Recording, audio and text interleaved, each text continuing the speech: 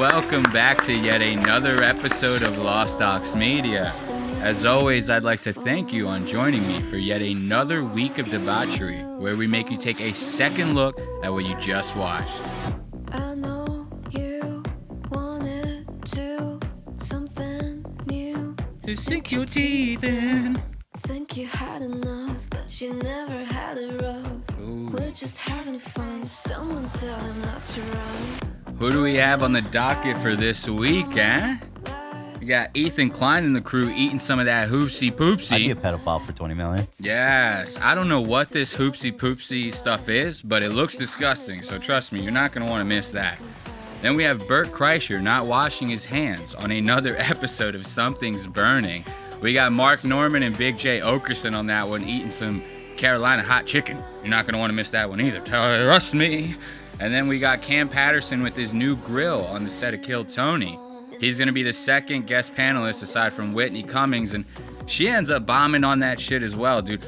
I seriously have no idea what is going on with these fucking comedians and bombing lately. It's like ever since New Year's, it's like their New Year's resolution is to just bomb as much as they possibly can on these podcasts. Then we're going to get a second dose of Mark Norman on the Protect Our Parks episode of the Joe Rogan Experience. You guys know the Protect Our Parks boys? Yeah. Mark Norman's going to be talking about how this dude got sick from eating too much ass. Okay?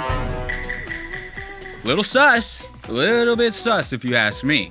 So we're going to have all that and more on this great episode of Lost Ox Media. Let's listen to a little bit of tunes, and as always, I will not hold you too much longer.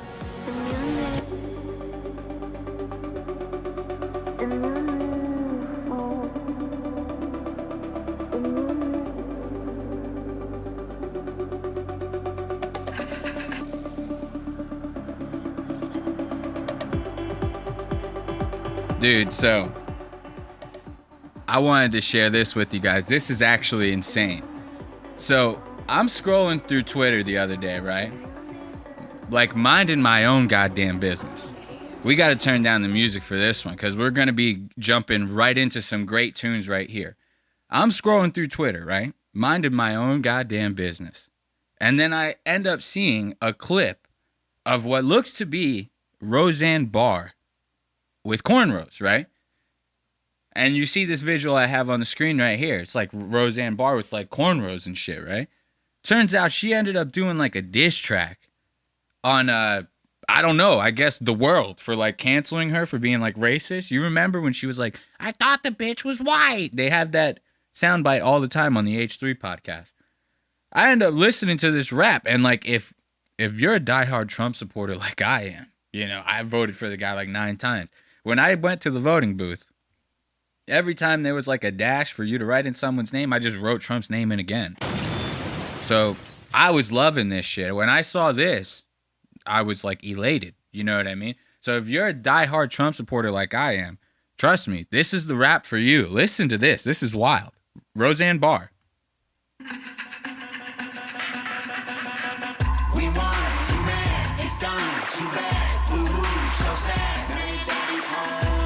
Ooh.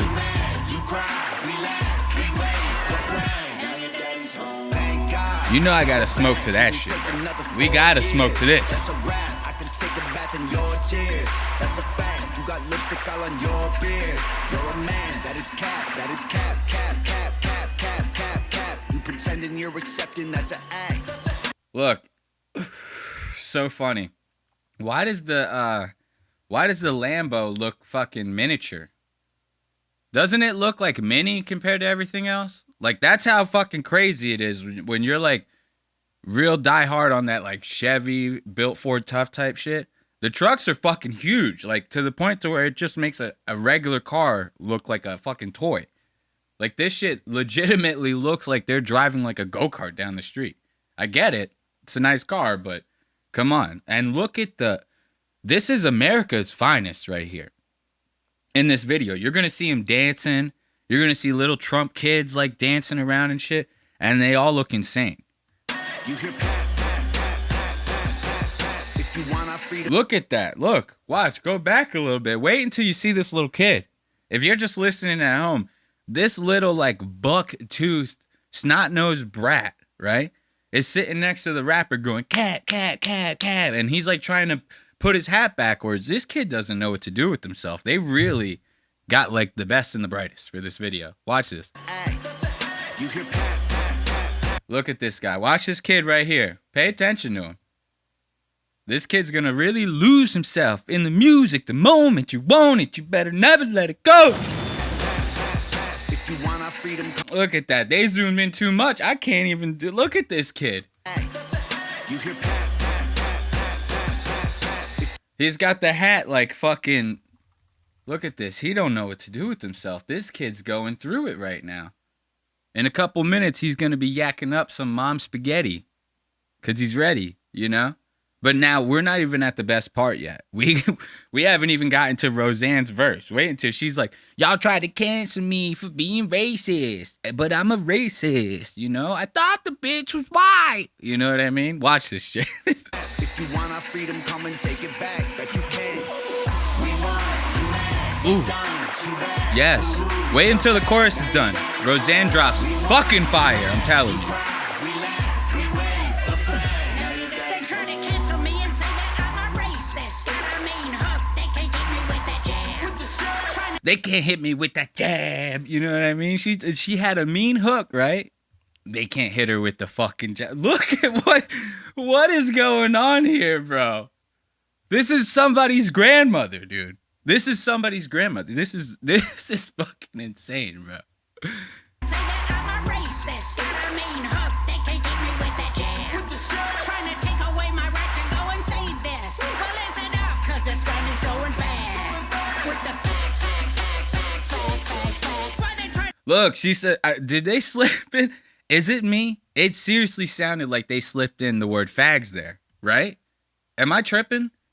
Because they're at every time they do that little clap, clap, clap, it changes. So like the first time it was cap, right? They go, oh, that was cap, cap, cap, cap, cap, right? And then they go, we gotta bring it back, back, back, back. So now she's saying, I came here with the facts, right? But if you listen, dude, I'm not kidding. It sounds like she says fags. Like it sounds like they switch it in the middle of that. Because they're talking about free speech. She says it. She's like, they try to take away my right to do this, right? All these celebrities they fail to realize, I've said this a million times, you can post a lot of shit online now. They just won't pay you for it. Like, so, I mean, we just talked about it last week. Giga Chad Zuckerberg opened the gates. You can say all this shit now on Facebook and Instagram. Like, I'm seeing people dropping the N-word on Facebook like it's nothing. You know what I mean? So, this one's the timing's off, you know, but watch her. Trying to cancel me and say that I'm a racist. Got a mean hook, they can't hit me with that jab. Trying to take away my right to go and say this. Well, listen up, cause this gun is going bad. Listen, it's going to go from facts to fags. It sounds like it's going to do that. With the facts. You hear how it changes? With the facts, right? It sounds like it's changing to fags. Cause this gun is going bad. With the facts. Why they trying to turn Becky into dad? You get Why they trying to turn Becky into dad? What? Dude, this shit is unhinged, bro. Screw Eminem. I'm Roseanne. Yo, did she just diss Eminem? Whoa. You gotta watch it, bro. You gotta watch it, Roseanne. Because Eminem will come in with the hot coffee pot, with the rocks, chicken, with the backpack. He'll do that whole shit on you. I mean, and that's it. It's over. After that, your career is over. Okay? So don't get crazy. Don't sleep on the shady, on the slim, whatever you want to call him. This shit is wild. Let's finish this one out and go on to the next segment. It's done. Too bad. Boo-hoo. So sad.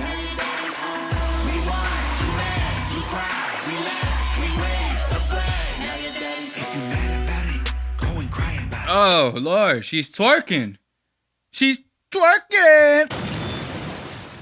Dude, Roseanne's popping that pussy. You know it's a good rap video when you have Roseanne Barr popping that pussy for everybody to see. Popping it so hard, I'm throwing plosives into the mic. That's how hard she's popping that pussy.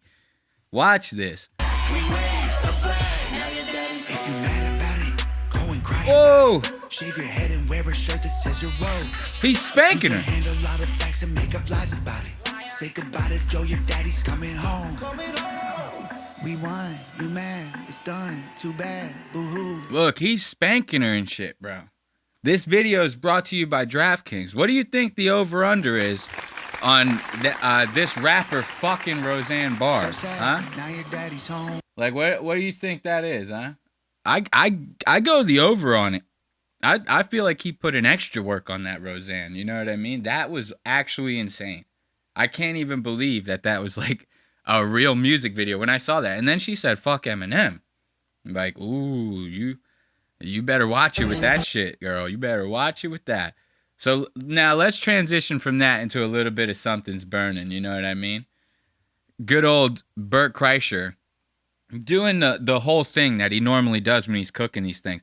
Every single time I watch Something's Burning, you see Bert picking his nose.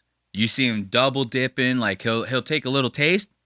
Right? Oh, that's good. Yeah, that's good. Oh my God, you guys gotta try this. Dips his finger right back. The same finger he just got done telling everybody to fuck off with and shoving in his mouth. He dips that finger right back into like whatever it is he's cooking.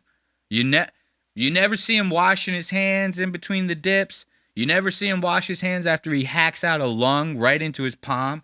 And then he starts like breading chicken, like putting like rubs on like prime rib roasts and shit like that with his bare hands. It's like actually insane. And then you have two actual garbage disposals like Mark Norman and Big J Okerson on here. I mean, this is a recipe for disaster. This is literally a recipe for disaster because those guys will eat anything. So there's like all sorts of like diseases and bacterias flying around this goddamn kitchen, right? And these guys are not thinking twice about it. This is actually crazy.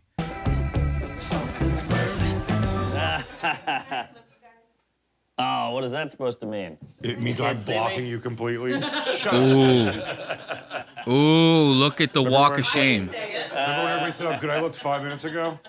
Then I blanked out Mark. Now, let me fill you guys in on this, because this right here, you're going to see Big J. Like, look at the face on him, right? Very sad. If only I had that violin noise. You know the one I'm talking, like very sad for this guy. I'm going to contextualize what just happened here, because you might not have picked up on it. Soon as they go to start the episode, right, they start recording. The producers, they finalize, they check the cameras, they go, okay, we're good to go. Now, these two come in and sit down on set, right? Big J sits closer to the camera than Mark. Mark sits on the far side, right? Soon as that happens, the producers go, no, this is wrong. We can't do that. Can we flip you guys real fast? Because Big J is fatter than fuck. So if he's sitting on the closer end of to the camera, he's going to block out Mark Norman. We're not even going to be able to see this asshole. So Big J is actually going to like eclipse. He's going to swallow Mark whole in the recording studio, right? If they don't get those seats switched. So watch. They ask him to switch, and then Big J has to do this fucking walk of shame. How fucked up is that? The second you sit down, you haven't even gotten comfortable yet. And they're already telling you, sorry, buddy, you're fatter than fuck. So can you switch seats so that we can actually see the other guests? You know what I mean? Because other than that, we're going to have to cut to the side camera like every fucking 5 seconds. You know what I mean? We can't do that. Burning. Something's burning. Can I flip you What is that guys? supposed to mean? It means I'm see me? blocking you completely. Shut up, Stacey. Look at that. Remember when everybody said how good I looked 5 minutes ago? Then I blanked out Mark. Look at that. Do you want For a drink? everybody? Do you want a drink? Yeah, a little bit. Yeah, I'd love a drink. Hey, let's do a drink. Yes. Let's do a drink. Over, actually. Aggressive want? drinking. I'll just have a vodka soda. I'll take. Oh, have you ever had Porosos? Listen to that. Now Bert goes, you ever had Porosos? You ever had Porosos? It's my vodka. Me and Tom Segura, we made the vodka. Porosos. You know, he's talking about this Porosos, right? Mark's about to hit him with a little bit of a burn. And this is going to give us the fuel we need to take us into the next time codes. Listen to this. I've never heard of it. Oh, really? Shots of Never heard of Porosos is something to chase it with. It's gayer. Ooh, Big J, listen to that. Mark goes, I never heard of the vodka. To fuck around with Bert, right?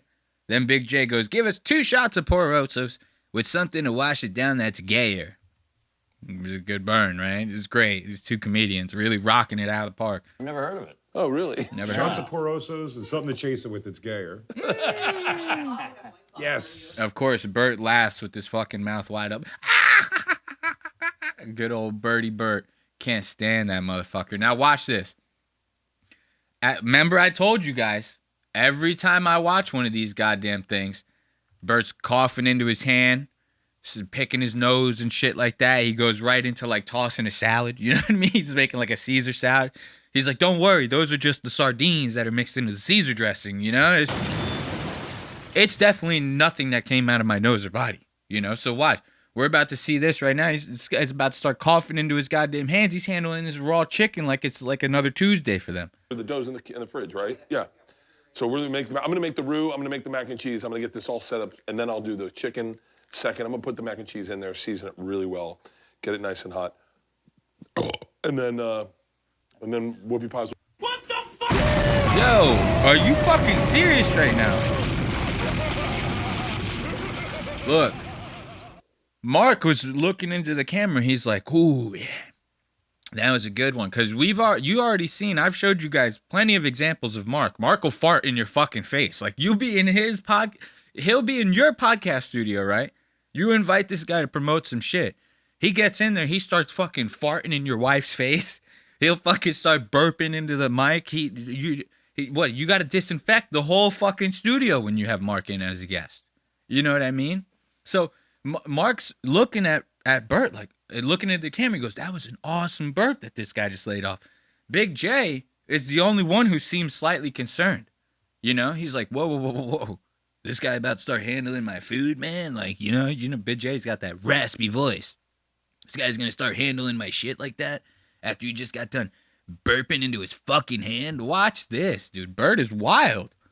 Get it nice and hot, and then whoopie pies. We'll do them at the end. We'll try. Should we do them all together? How ironic is that? He goes, and then we'll do whoopie pies at the end. He just got done burping into his fucking hand. And then go whoopie pie at the end. Yes, very nice. So now, if you know anything about Mark, right? You've seen him on Protect Our Parks. We showed you him on David Cross's podcast. I don't even remember the fucking name of David Cross's podcast. That shit was a snooze fest. Mark made that episode, if anything, you know? So Mark, he's always doing like the one-offs. He's good for like what do they call that? Tags in the comedy world. He's tagging nonstop. Every time something gets said, he hits them with a pun or something like that. You know, I can't think of any off the top of my head. I'm put on the spot right now. I'm sorry. I'm not Mark. But watch, he's gonna start doing this shtick, right? And he's gonna end up regretting it. He starts putting flour on his nose, trying to act like he's doing coke. Starts backfiring in his face. Watch this. And he paid the hotel staff $50,000 to not share it. Stop, won't stop. That's what started the whole thing with because he was the law. She went after him. Now look, notice Bert, right? Bert's still barehanded. He's got his hands all inside that goddamn flour, that breading. 2 bowls. He's doing 2 bowls at once, right? Now, we skipped ahead a little bit, but I'll tell you right now, I'll give you a spoiler. I'll give you a little spoiler real fast. Bert didn't wash his hands. In between the time that he got done burping into his hand, right? He didn't wash them yet. And now he's taking care of all this. Look at how many chicken cutlets this guy's breaded already with his bare hands like that. So now they got the nice, inner flavors of Bert all mixed into that chicken. Now Mark's about to start trying to pull a little shtick, right? With this flour. Watch this. You serious? Mm-hmm. Yeah. And then all the other stuff came out. I haven't And been then following she this married P. a Diddy white thing. guy. She did? Yep. I wouldn't eat that, Mark. Hold on. Will Smith's Look is at gonna be him. brought up in a bunch of stuff too. So Whoa, really? Look, this is... You're right around. Wait, because all right, I'm sorry. I'm not even doing this justice right now. This is going to be, hands down, the funniest thing you're going to see all week. If not, all year. When I watch this, what Mark's about to pull right here, this little stunt, I was laughing so goddamn hard, right? I was laughing so fucking hard that I went to a school and I shot it up. That's how hard I had to end the life of future generations because I was laughing so hard at this fucking joke, right? Mark does this shtick. I nearly lost my mind. Louis C.K. used to have a bit about this, the word hilarious, right? How people misuse it all the time. They do the slightest thing, you know, a baby falls on his ass. They go, that's hilarious, right? And the real definition of the word hilarious is it's something that is so funny that it sends you on the brink of insanity. That's like the actual definition of hilarious. It's something is so funny to you, it almost sends you into the loony bin. When I watched this, I had to actually commit murder because this shit was so funny. I had to literally go to his school with a carbine rifle and end lives of children because of how funny this fucking bit was. On the corner, dude. Wait, what happened with Will Smith? You know, you were there. It's my Hunter Biden. Remember you had that deal years ago? I can't believe. No, it's the Hunter Biden. Look at this fucking guy. Watch this. You know, you were there. It's my Hunter Biden. This is hilarious. If you're not laughing at this, I mean, there's not something wrong with Mark. There's something wrong with you. I mean, the coke on the face, the eyes wide open, the Hunter Biden reference. You know what I mean? Only thing he's missing is a laptop in Russian. That's it. This is the greatest bit. Dave Chappelle couldn't, the 250 comedians that Joe Rogan's talking about all the time, you could get every single one of them into a writer's room together tonight with $1 million on the table for the best comedic idea. None of them could write something even fucking close to as funny as this. I legitimately almost went crazy when I saw this. I was laughing so hard. I was puking. I was calling my family because I thought I was going to die. I started confessing all of my sins to them, my deepest and most daunting and haunting secrets. They know all of them now, all because of this fucking asshole, because of this bit, okay? This guy ruined my life over this. On the corner, dude. Wait, what happened with Will Smith? You know, you were there. It's my Hunter Biden. Remember you got that deal years ago? I can't believe. Then you had to have I'm just. Remember you had to have Illuminati gay sex with Will Smith? I can't believe I'm just finding out about everything that everyone's talking about on pod. Look at that. So now he's sitting here. He's like really clawing for anything he can get out of this because he's basically fucking off of what Bert's saying. He's trying to get anything he can out of the crew off of that. You know, because now that's a big swing. You start like adding props into your shit. Like, what are you, fucking Carrot Top? You know what I mean? Carrot Top does props, right? Am I wrong with that? Yeah, Carrot Top or what's the other guy? MacGyver or some shit like that. So he's like taking the thing, he's putting it on his nose. That's props you're basically adding into this joke. That's a big swing. That's a very big swing. And he knows it. And he doesn't get anything out of it at first. So now he's fucking struggling. He's sitting there looking at the crew, the producers. He's fighting for his goddamn life. He's like, please, guys, give me fucking anything, man. Like, is it coming out?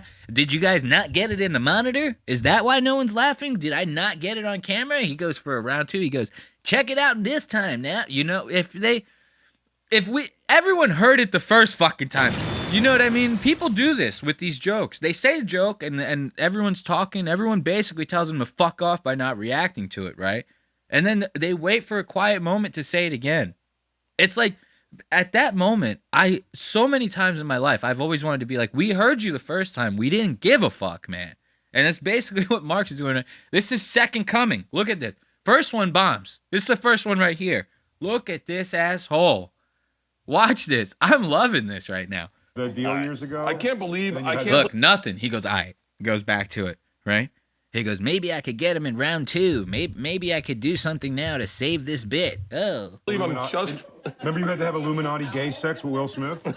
I can't believe I'm just finding out about everything that everyone's talking about on podcasts. Look, he asked him, does it read? Does it read well? Am I coming off well? No, it doesn't. If it read, they would have laughed, Mark. Get a wet napkin and wipe this shit off your nose. Wait until he doesn't realize this is like spicy flour, right? He's going to regret this. This is like, they're making Carolina hot fried chicken. So the flour's got to have like 8 different spices. How do they do it at KFC? But they're all hot. And he didn't realize this until right now. Watch. Pardon me? All right. Oh, he finally got one. Finally. Let's give it up. Yeah, this P. Diddy thing is huge. You got to see it. Good old Mark. So They said he's on suicide watch in prison. Heard that before. Oh, yeah. He's Whoa, Paris Hilton. She was on suicide watch. Spicy as hell. Hey, can I get? Spicy as hell. Yeah. Spicy as hell. Now watch, dude. He's about to start trying to wipe this stuff out of his nose, and he's gonna make it worse. He's gonna keep pushing the shit further up, right? What do you think that's gonna make him do? He's gonna start sneezing and coughing his ass off. Listen to this guy. Please wet it a little. This is really spicy. Is it? It's really spicy. By the way, Mark's joke was about Jeffrey Epstein. Look at this guy. Excuse me. Yeah, thank you, Jay. Oh, What happened to you? he's about to explode. I always think that sometimes when people like hold in their sneezes, I'm like, this guy's about to pop. You know what I mean? Sometimes I really feel that way. But I'm like, because you see like a big fat guy out in public, they try to hold in their sneeze and they're making a weird noise. They go, or some shit like that. I always think to myself, I'm like, this one's going to blow. Like one of those whales that you see on the beach and it gets like really hot because they haven't like got it off the shoreline yet. And the thing starts expanding. All the gases start like, building up inside of its body. And the next thing you know, it's raining whales all up in that bitch. You know what I mean? So Mark, he's letting the sneezes out now, but he's starting to get embarrassed by this. He's going to start trying to hold those sneezes in, right? And hold these coughs in. So he's like embarrassed about the fact that he didn't realize this was going to do this to him, that it was going to be all spicy inside of his nose, right? So now watch. He tries to hold in a sneeze. He ends up making one of the craziest noises I've ever heard in my goddamn life. Listen to this. That went up the pipes. What did you do? Nashville hot breadcrumbs up his nose? It burns. What happened to you? Hold on, did you snort it and go, pardon me? Is that why everyone was laughing? It's so spicy. Yeah, no shit. It's so All right, I'm spicy, back. man. That woke me up. Watch. What the fuck was... What the fuck kind of noise was that, man? Bro, you can't do this shit in the middle of something's burning like this. This guy's about to explode in the middle of this goddamn kitchen. There's a lot of gas lines running around this bitch. You can't do this, Mark. Woo. All right, I'm back. Listen that to woke this. me up. Sheesh. Look, Sorry, Jim. someone's trying to start a slow clap in the background. Mark finally getting the reaction that he wanted out of that. Is that not crazy? This asshole, bro. I couldn't believe that. So now, listen, this is gonna start getting good, right? Bert, in usual fashion, he wants to start asking like some kind of outlandish ass questions, right? Probably questions that you shouldn't ask on podcasts. Let me explain. Let's say, all these guys are friends with each other. They're all working the same clubs and stuff like that. So you wouldn't want to ask another comedian on a podcast like, what do you think about this person's act, right? Because you're either going to get a fabricated answer. They're going to go, oh, it was good. It was great. I loved it. As a matter of fact, it was iconic, right? They're talking about like Whitney Cummings or some shit. It's like nothing iconic coming out of that, okay? Or they kind of put them on the spot to be like, well, I can't talk about how bad it was. You know what I mean? Because we're on air. So Bert starts trying to ask these kinds of questions. He asks Mark and Jay, because they both live in New York. He goes, what's New York's take on Austin? And I like this. I like this kind of questioning because it does one of two things. Just like I said, it either forces them, it does one of two things, but in both ways, it forces them to show their hand in a way that it's either you're going to get a fake answer or you're going to get the real answer, right? What is it going to be with these two New Yorkers, right? Because New Yorkers are known for being like real brash. They'll tell you how it is, man. They call spade a spade. You know what I mean? In New York. So Bert's about to ask this guy. He goes, what's New York's take on Boston or Austin? What do you guys think of us over there? And they're about to give it to him straight. Not going to lie. This is great. What's New York's take on Austin? Oh, it's a punchline for sure. Really? I like Austin. I like yeah. the mothership's great, and You have to say that. Yeah, really. I know. Shane's down there. It's I like Brian Simpson. I like I like all the guys, but The extreme move out there was ridiculous. I would never. I like that. Jay came in finally and was like, bro, Jay's like, just say the shit, bro. Just say it. Stop being a fucking bitch about it. You know what I mean? As Mark, of course, he goes, well, I like it. You know, I do protect our parks. I'm like in with Joe. So like, I'm not going to say it sucks or anything, you know? And I liked how Bert, I'll give it to Bert on that one. He goes, well, you have to say that. You know, remember last time we talked about the Two Bears, One Cave? Bert was getting real mad about getting replaced. Him and Tom Segura basically got replaced by Mark Norman and Shane Gillis. Now they do protect our parks with Ari and Joe. Where's Tom and Bert? You know, so Bert's probably fed up with this shit, this whole Austin, Texas, and the relationship that they got going on and stuff. So when Mark starts trying to like dance around this answer and be like, I like Austin, it's kind of cool, you know, I like the mothership. Bert's like, yeah, you have to say that. If you don't, Joe might kick you out of protect our parks, bro. Move there. I think the move out there was ridiculous. I think It's 100 people moving there to try to get one of 8 spots available at Mothership. And they keep saying, hey, it's a boom, a comedy boom, but it's one club. One club. See, notice how now Mark started coming around. Like Mark at first, he was like, oh, you know, it's all right. I like it. You know, the Mothership is awesome. It's the best club in the world. Now he's basically talking shit about it. Now that Jay finally got the ball rolling, Mark's like, oh, yeah, you know, it's actually not that good. You know, it's actually not that great at all. It kind of sucks. It's like 8 spots, man. You know, it's like one club. It's one club. He reminds me of those fucking old guys from the Muppets, where they're like, the Mothership was great. It was outstanding. Well, it could have used a little work. Oh, well, now that you mention it, it wasn't that good. Actually, it sucked. Oh, it was awful. You know, and this is Mark literally just did that whole roller coaster. Watch this. I love this. Let's watch it in its entirety. What's New York's take on Austin? Oh, it's a punchline, for sure. Really? I like Austin. I like yeah. the Mothership's great. And You have to say that. Yeah, really. You have James to. down there, it's, you know, I like Brian Simpson. I like, you know, I like. See, so Mark, he's trying to buy himself some time out of this. He's like, Big J, come on, please save me in here, man. Say something nice about Austin. Jay doesn't do that. Jay gives it to him straight. Jay's like, dude, we got Legion of Skanks. We got Skankfest. He's like, fuck Austin, bro. Fuck the Mothership. I make my own goddamn money. Like all the guys, but The extreme move out there was ridiculous. I would never think. move there. I think the move out there was ridiculous. I think It's 100 people moving there to try to get one of 8 spots available at Mothership. And they keep saying, hey, it's a boom, a comedy boom, but it's one club. One club. And the Creek in the Aren't Cave. there's Creek in the Cave and Cap City. That's it. Everything else is a bar. Oh, Ladies and gentlemen, we got him. Dude, Creek in the Cave, Cap City, they're kind of like clubs, bro. The Mothership's a club. Everything else is a bar in that bitch. And you listen to any of these assholes, bro. They talk about the comedy Mothership as if it really is like the next scene. New York City, bro, there's comedy clubs in like every fucking corner, bro. It's such a huge city. 5 boroughs in that bitch.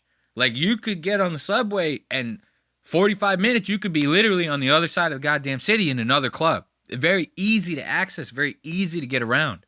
You know what I mean? You could really make shit happen. If you got enough grind in New York, you can make shit happen. What they're saying about Austin, it's very much true. Austin, Texas is like a regular sized city. It might be a little bigger than other cities, but it's not as big as New York. And you with cities like that, you have like an uptown, a midtown, and a downtown. And most of the shit is happening downtown. That's where you're going to see the hottest nightclubs, the hottest bars, the hottest restaurants. All that stuff is going to be, you know, around the downtown area. Most downtown areas in cities like Austin are like 5 or 6 streets. It might be like 5 or 6 streets this way, and then it just stretches down the whole line. That's like your downtown, right? That ain't as many clubs. That's not as many opportunities. That's not as many mics as New York City. It's never going to be, you know? So when they start talking about, oh, Austin, it's a punchline to us in New York, we're making fun of you assholes because, you know, you guys are all moving down there. You're all moving down there to us, what seems like nothing. You're all moving down there to what seems like nothing to us, you know? As a matter of fact, we think it's so stupid that you're moving down there because it's literally one club. One club, no theaters to play, like none of that. What do you do? What are you guys doing over there? What's New York's take on Austin? Oh, it's a punchline, for sure. Really? I like Austin. I like yeah. the Mothership's great. And You have to say that. Yeah, You really. have to. I know. Shane's down there, it's, I like Brian Simpson. I like, I like all the guys, but The extreme move out there was ridiculous. I would never think. move there. I think the move out there was ridiculous. I think It's 100 people moving there to try to get one of 8 spots available at Mothership. And Get they 'em. keep saying, hey, it's a boom, a comedy boom, but it's one club. One club. And the Creek in the aren't Cave. there's Creek in the Cave and Cap City. That's it. Everything else is a bar. Everything else is a bar. Now watch Big J. Listen to Big J put a nice little fucking ribbon on all that. yeah. But I say go there. Sure.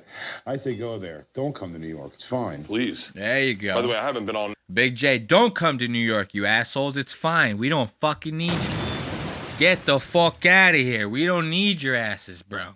We never did, and we never will, okay? As a matter of fact, keep going down to Austin. You guys can fuck off and give us more spots down here in New York. We don't need you muddying up the clubs like that. So now watch. I was telling you guys about Bert's etiquette. You know, we already seen him burp into his hand once. You know, this guy's like burping, sneezing, hacking up lungs, cutting himself, burning himself with shit. You know, Bert is so good for that.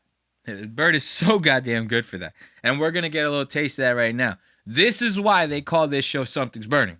Bert's about to burn the fuck out of himself. Was actually funny. Mark's little cocaine bit, not that funny. Bert burning himself in the middle of Something's Burning. That's hilarious. Like, you're hilarious. I will shoot someone for this. Hey, I got to be honest with you. You know what? Whoa! Whoa! Yeah, this is like Benny Hanna's all of a sudden. Whoa, You gonna throw man. a shrimp at me? I've never seen like oil freebase. sizzle like that, man. Like, whoa! Look, he's about to do it again. I wonder if Mark gives him that again. Like, whoa! Look, Mark is a fucking cuck, dude. Listen to this. Hey, I got to be honest with you. You know what? Whoa! Whoa! Yeah, this is like Benny Hanna's. You never seen oil sizzle before? Huh? Huh? This guy is... Look at how he's shocked. This guy, he might shoot someone. He might actually lose his mind off of this. Whoa! Whoa, bro. I've never seen oil like that before, bro. I've never been to a restaurant in my life. Whoa! I've never even fried anything at home. We use the air fryer, me and my wife, my pregnant wife, who I probably cheat on all the time because I'm constantly on the road. Whoa! All of a sudden. Are you gonna throw a shrimp at me? This is like freebasing. It really is. See, here, I got this. No, you caught it. No, No, good news, you caught it. something's burning. That's so funny. Everybody in the production set, they're all freaking out. They're like, whoa, dude, we might be out of work soon, bro. Oh, everyone's freaking out. Bert's wife is in the background like, you're so stupid. You're fucking stupid. I can't believe. She's laughing her ass off. She's like, finally, this asshole gets us coming. Ah, she probably fucking like shook herself off. She'd been waiting for that. She probably had an orgasm. The second that he burned himself like that, she probably was so wet in the goddamn pants. She was like, I've been waiting to see some shit like that. She probably loves it when this guy gets beat the fuck up like this. It really is. See, here, I got this. No, you caught it. No, good news, you caught it. Something's burning. She's laughing her ass off. You're so stupid. You're so stupid. With her southern accent. You're so stupid. God damn it. It's flesh. That was really hot. That's why you were a good fielder. This show is sponsored So by... they had to cut to break, bro. Bert probably had to get his whole shit wrapped up after that. You know, this guy's he's dying. He's dying over here. But it ain't over yet. I told you, this guy, he's about to start really getting disgusting in this motherfucker. I told you guys, double dipping. We already seen cough. He burned himself. He caught that nice, though. Just like Big J. Big J was on it. So he goes, hey, it's good you caught it, bro. You're good, bro. It's a good thing you caught that, man. You're the fucking man, bro. Sure, I need something that looks like Leanne, so this is going to sound horrible, but I look for chicks that have similar flaws as Leanne, because that's what I love in Leanne. So I Right. look for that, and it's really like no one types in like What are we Don't- talking? like minimal back fat. Don't you say know? what the things are. It's gonna be. Don't say what the things are. It's gonna be mean. Yeah. See, look, Big J, look. This is so funny that Bert's friends take into consideration the people's feelings around him 1,000 times more than Bert does. So they're having a conversation about like what type of porn they're into, right? And of course, for a podcast, they want to start getting crazy, start saying some graphic shit on there. So Bert's like, Yeah, I look for porn, bro. I'm trying to look for stuff that's like similar to my wife. You know what I mean? I'm trying to keep it classy in this motherfucker. I want these bitches to look like my wife. So I start looking for like porn girls with flaws in them. The same flaws that my wife has. So I start typing in minimal back fat into the porn search engine. You saying this on air, bro, in front of your friends. Your wife is sitting there hanging out with the production crew. So you're going to sit there and you're going to start naming off her flaws like that?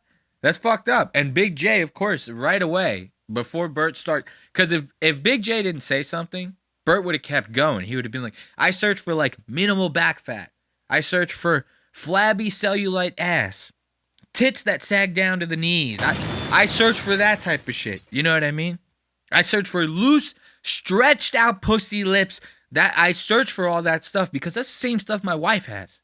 And I'm telling you, nobody loves my baby like I love my baby. You know what I mean? So I need it when I'm jacking my thing.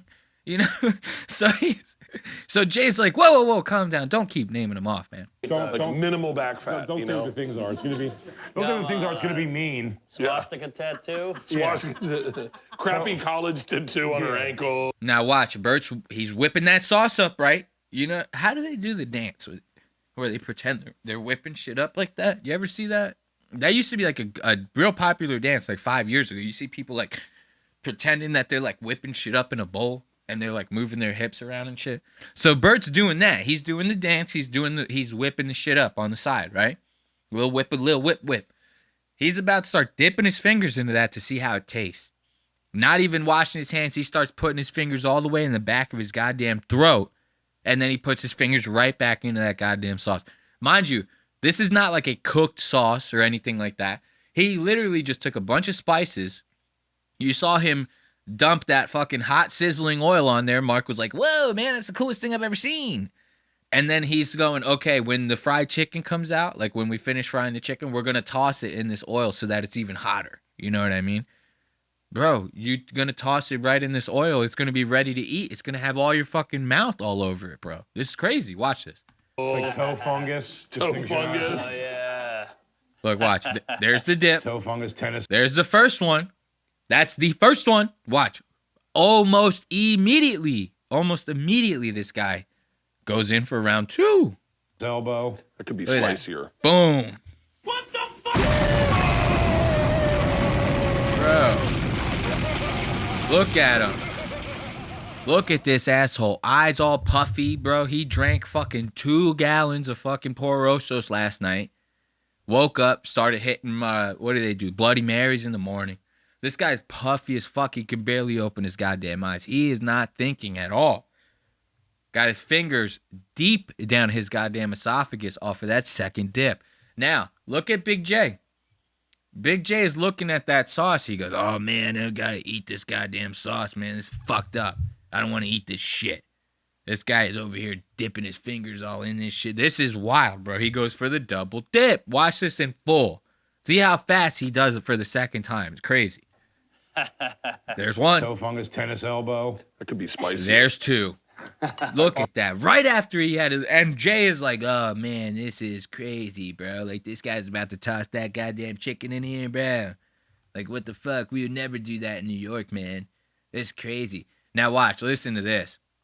Dude, if you remember, like, this was a good little while ago. I want to say maybe almost 10 episodes ago or something. Maybe like 5. Somewhere between 5 and 10 episodes ago. We were talking about Bert's eating habits, how he used to have this crazy-ass McDonald's order. I think it was like 8 cheeseburgers, 1 Big Mac, and a large fry he would get every time he went to McDonald's, right? That's fucking insane. Even Tom was like, yo, dude, that is so much goddamn McDonald's, bro, even for a big guy like you. And Bert would talk about how, oh, no, but I try to do it like, halfway keto, bro. I try to make it good. So what I do is I take the top bun off the burgers and I taco the cheeseburger with the bottom bun. I'm swallowing them whole. You know what I mean? Then I smash the Big Mac as is. Then I swallow all the large fry down in one gulp. I wash it down with the diet soda. So we're good. You know what I mean? That's kind of... So Bert's known to have these like crazy ass eating habits. He talks about this kind of shit all the time. Now we're about to listen to Big J talk about how Bert's eaten a 30 case of White Castle burgers. But wait until you hear how Big J explains how Bert's eating these goddamn burgers. This shit sent me for a goddamn tailspin. Listen to this. That's right. Oh we my call it. God. Those smell incredible. So Bert's busting out bread, I right? told the producer I don't do bread. No, I'm kidding. I don't do bread either. I don't really either. Yeah. I know. I watched you suck down 30 White Castles like you were Oh. like you were shucking clams. Bro, what? What the fuck? What? Dude, did you just hear what I heard? Please tell me somebody just heard what I fucking heard. I hope that somebody out there did. Okay? So, if you were listening carefully enough, right? Bert's starting to try to plate up these Carolina hot chicken sandwiches or whatever. He's putting the buns down because they're supposed to be sandwiches. Big J makes a joke. He goes, "Oh, I told your producers that I don't do bread." You know? And he says he's joking. He's serious because none of them eat this goddamn bread. And Bert goes, "I don't do bread either." Mark goes, "I don't do bread either." Bert's still plating every single one of these with fucking bread. Right? So, right after that, right after Bert saying, "Oh, I don't do bread either, guys. Like, I'm trying to fit in with you guys." Big J's like, "Yeah, I know, actually. I saw you, like, not that long ago. I saw you smash down a 30 crave case of White Castle burgers, right? Just shoveling them down with no bread. Like you were shucking fucking oysters." Picture that visual in your mind. Picture that. So Bert's, he's taking these White Castle burgers. I wish I had like something I could use as a White Castle burger. He's taking these White Castle burgers, right? He's grabbing the top and the bottom bun. He's peeling them open, and only the meat is sticking out. He's eating the meat and throwing the two pieces of bread away. You got to be watching to really get that visual off of it. So imagine that. And Big J's making a pretty good comparison here. Just like somebody shucking clams, right? Bert's taking the top off, eating the middle, tossing the bottom. You know what I mean? It's the same thing. Same as somebody eating clams. This comparison is great. Picturing that in your mind is like something out of a horror movie. I don't do bread either. I don't really either. Yeah. I know. I watched you suck down 30 White Castles like you were Oh. like you were shucking clams. Oh my God. wacky. Do you remember that? Oh, At the fights. like you were shucking clams. Like the That's Skankfest fights. Oh, really? Order a 30-pack crave case and just get. He would open the thing and he was like, shove the meat in his mouth and then throw the bread down. dude. Jay did that perfect. Gross. He would open the Jay, watch how Jay does this. Jay really nails this fucking impression. White the Castle. Skankfest fights. Oh, really? Order a 30-pack crave case and just get. He would open the thing and he was like, shove the meat in his mouth and then throw the bread down. God damn, dude. Picture that. Just like he goes, just sucks the meat whole, throws the bread down. He's getting the cheese and the meat all over his face. Like, that's asinine, bro.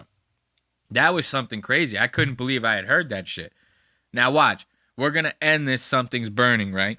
With Bert doing a little bit more of his gross shit. His wife is helping him with the dessert. They're making the whoopie pies. Remember I was telling you about that? He burps into his hand and his wife goes, "Right after this, we're going to make the whoopie pies, Bert. We're going to make them from scratch with our bare hands. The one that you just burped in." You know, she sounds like Theo Vaughn almost. So his wife's helping him out with these whoopie pies. They're trying to get them together while these guys are finishing up their meal so that they can get right into dessert. We get it. Now watch. Bert ends this with a nice little present for his wife. Watch this. So what advice do we have for Mark to be a dad? What questions do you have? Sleep Well- about this next one. I don't know if I'll have any time to write jokes or go on the road or. Are you going to write new jokes? Oh, really? Yeah. Here's the problem. Please. Sleep. You're going to be you've never been that tired in your life. That's gross. Well, Look Mark at that, bro. Bro, put this guy away, bro. Put this guy away. Look. And that's the face that he makes. He just got done farting in his wife's face, right? And she goes, "That's gross." And this is the face that he makes in reaction to that. What, you don't think it's gross, Bert? Look at that. I went fucking crazy with the zoom. You don't think it's gross, Bert? Listen to this guy. His wife's just trying to walk by. She's minding her own goddamn business, trying to get these whoopie pies together. Watch this guy. Yeah. Here's the problem. Please. Sleep. You're going to be you've never been that tired in your life. That's gross. That's Mark does gross. it and you giggle. I fart and you're like, I didn't hear "Ugh." Mark fart. In fairness, Bro, she's like, that's gross, bro. Bert's wife looks like a goddamn pug with her goddamn cheeks like that. You're going to be you've never been that tired in your life. That's gross. That's gross. Look at that. She's about to call for a divorce, bro. I'll tell you what, right? I'll tell you right now, Leanne, I hope you end up getting it. I really do.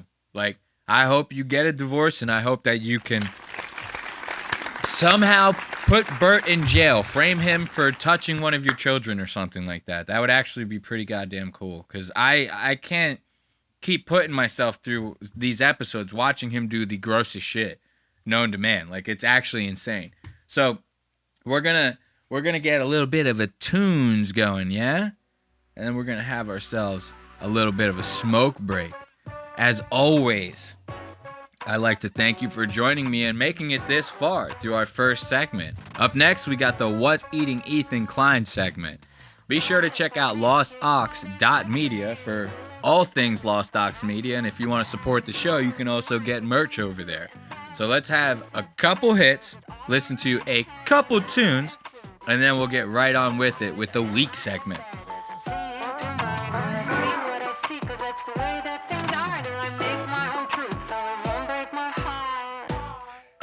Stop wasting your time. Stop wasting time. No one's gonna be there when you make it to the finish line. Stop wasting your time. Stop wasting time. No one's gonna be there when you make it to the finish line.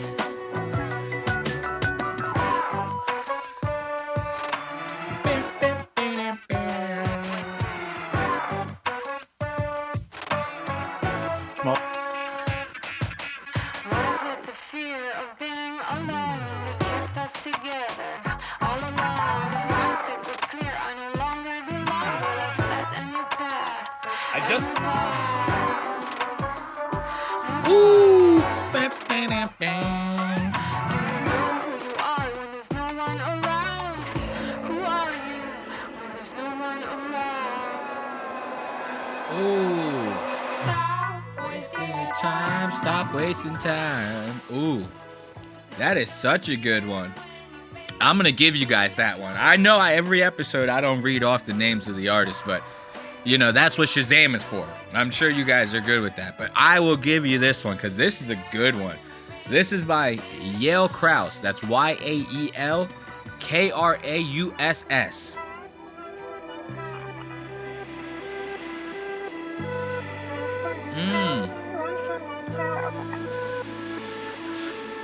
So at the time of this recording, oddly enough, dude, TikTok got banned. I know you guys thought it was never gonna happen.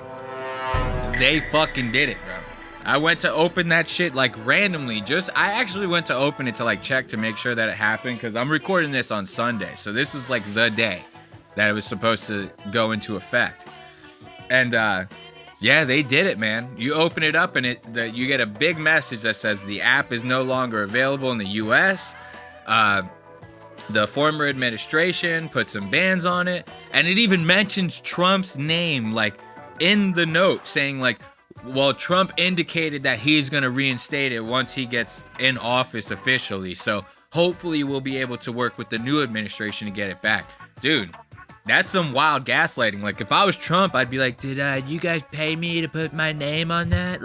I'd be like, whoa, you guys can't just slap my name on shit because I might have mentioned something when I was running. Like, we all lie during the campaign. You know what I mean? Like, you can't just go and say, like, that I'm going to help you bring back this app and just put my name on the shit. But because of that, because of the ban, like, prior to Sunday and the ban actually going into effect, there were some people, some creators out there trying to, like, talk about buying this shit. Elon Musk inquired about it. He's like, oh, should I buy this? Of course, people are retweeting that. Yeah, buy it up, bro. Mr. Beast now is posting videos about this. Listen to this asshole talk about how he wants to buy TikTok, bro.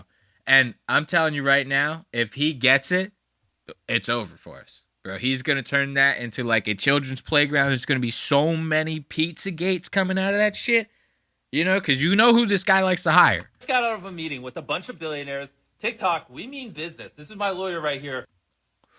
Okay, first of all, that ain't your goddamn lawyer, bro. I'm going to tell you right now, that is not your goddamn lawyer. Look at this guy, bro. This guy is serious. This kid hasn't even graduated from college yet, bro. Like, if that's your... When did he start going to school to become a lawyer? When he was 12? Like, this is crazy. 4 years, then he had to study for the bar. This is the Doogie Howser of the lawyer world, bro. This is a child prodigy. This is what I'm talking about. You think I'm joking when I say that Mr. Beast likes to work with kids or kid-adjacent type people. Everybody that surrounds this guy or works with this guy looks like an underage person or probably is an underage person. You know, they get good with faking the fucking papers nowadays. Look at this asshole. He goes, this is my lawyer. This is my lawyer here. Okay, that's your lawyer. That young motherfucker's your lawyer. You trust that guy with these types of deals. This guy has no life experience. He just graduated from high school. Business. This is my lawyer right here. We have an offer ready for you. We want to buy the platform. America deserves TikTok. Give me a seat at the table. Let me save this platform. I used to have that soundbite on the soundboard. I wish I still had it. Now I just got red bar. Now just red bar. It's all red bar sound bites. You know what I mean? Everything here is red bar. It's all red bar. Let's see. Hopefully Mr. Beast and his 14-year-old lawyer end up getting to buy TikTok. Give it up for Mr. Beast and his 14-year-old ass lawyer, man. You gotta love that. So what do we got going on for the week segment? You know, good old week segment. I told you guys that Ethan and the crew, they're gonna be eating this hoopsie poopsie or something that it's called. It's like a German snack, right? It's basically like a mason jar that's filled with like uncooked meat. Like the whole thing is like picture just like a jar of jelly. You know what I mean? But instead of jelly, it's like exactly the same, filled to the brim, no space left anywhere in the jar. It's just like that, but it's all meat. It's all meat. And what you do is you throw it in the oven and you just let it cook. But while it cooks, it like prolapses like out of the jar. You know, it's kind of wild actually, this hoopsie poopsie shit. So we're going to watch the crew get into some of this hoopsie the poopsie. Now watch. Before they get into the poopsie, you know, obviously Ethan's going to say and do some stupid shit, and that's what we're going to listen to here. Ethan, you know, I've talked about this before on the show many a time where Ethan, he talks about, well, I'm a professional comedian. You know, he'll say stuff. He'll say like the craziest, corniest jokes. His fans hate it when he says these edgy ass jokes. They're all like libtards and shit. So they don't like that. And then in his defense, he goes, well, I'm a professional comedian. Like, I know what's funny. Like, he'll say the most unfunny shit in the world. Dan will call him out on it. He'll go, Dan, are you a professional comedian? Like, I'm a professional comedian. So I think I have a little bit of authority on what's funny and what's not. Meanwhile, everybody who says, like, edgier jokes than him, like, about trans people and retarded people and shit, he goes, this guy's not even funny, bro. I don't know how he sells out arenas. What are you talking about? You're not a comedian. You're never going to be a comedian, bro. I'm going to say this for the 100th time. Just because you make a couple fat bitches with blue hair online laugh doesn't make you a goddamn comedian. Let's get this straight. So now, you would figure somebody who wants to pose as a comedian, right? They might actually know the game a little bit, right? If you were like wanting to be a professional race car driver, you'd probably know a couple professional race car drivers by name, by face. You do a little research, right? If it interested you that much to make it like your whole passion, you should know some stuff about the game. Like who some of the most famous comedians are, who some of the most wealthiest touring comedians are, right? Ethan doesn't. Listen to this guy. He starts getting these comedians' names in his head. He goes, I've never even heard of this person in his life. They've been a comedian for like 35 years. Have a fantastic weekend with your fam. I'm sure you will. When you're going to see someone like as amazing as Ralph Barbosa. Let me look him up. Who's Ralph Barbosa? Ethan doesn't know who Ralph Barbosa is, bro. What? I mean, I'm not. Ralph Barbosa is not someone as well known as like Dave Chappelle or Joe Rogan. If we're just talking about fame here, I get it. But dude, this guy, like when Ralph Barbosa hit on TikTok, look at that. Oddly enough, the banned platform. When Ralph Barbosa hit on TikTok, he hit. Like he was on every goddamn podcast from like Your Mom's House to Joe Rogan. Like he was even on Rogan. That's like how hard this guy hit when it actually took off. You know what I mean? So now think about it. If you were a comedian who knew anything about comedy, you would probably know who Ralph Barbosa is, right? You would think that you would at least have a shred of an idea of who Ralph Barbosa is. Ethan doesn't. Ralph Barbosa. Let me look him up. Who's Ralph Barbosa? Is it a play or a stand-up comedy? It's a play. Is it It's a play? stand-up comedy play, something like that. Oh, it's a stand-up. combo. Is it a play? Oh, it's a combo? Imagine that. Ralph Barbosa, written by Shakespeare. That's the name of the play that this guy's going to see. Ralph Barbosa, written by Shakespeare. Oh, that's kind of innovative. Ralph Barbosa. Oh, you've probably seen this guy. Oh, I don't recognize him. Oh, really? I've seen him on TikTok and Instagram. One of the shyest attention hogs to ever do comedy. He wrote that about himself. Wait, hold on. Let me read his description. Hello. They all write these about themselves. What are you talking about? So he's going to sit here and talk about like Ralph Barbosa for a little bit, right? Then you're going to hear him.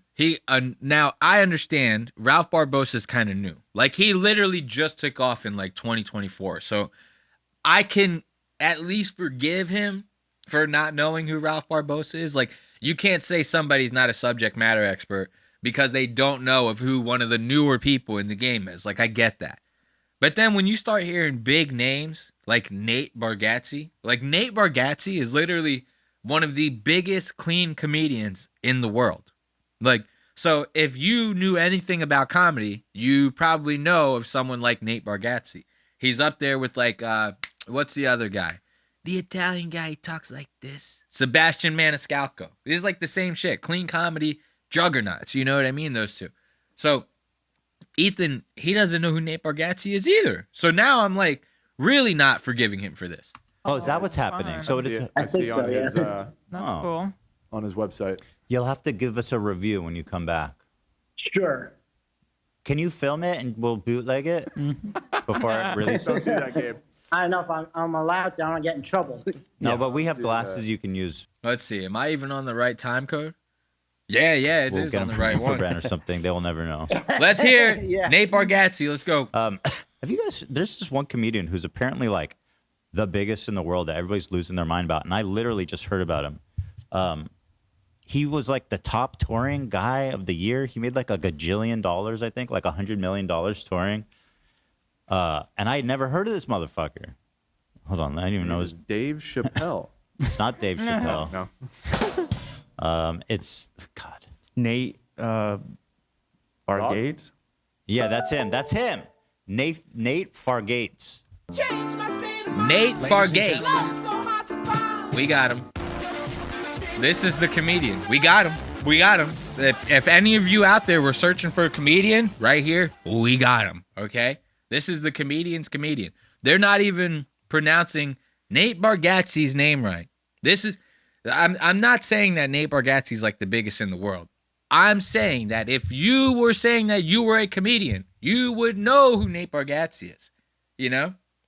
If you were a professional comedian who was in on the craft, who had their finger on the pulse when it came to the craft that you so eagerly throw your hat into the ring to be labeled in, you know? You should know who Nate Bargatze is. The fact that he doesn't, it was blowing my mind. This was one of those moments where like you actually want to jump through the screen and choke the shit out of him. Bargatze. Oh, I love him. Nate Fartgate? Bargatze with a B. Hold on. Bart. Nate Bargatze. Fartgate? Bart. It's some Italian bullshit. Bargatze. Bargatze, he says it right there. Why can't Nate Bargatze? Why can't you say it right, bro?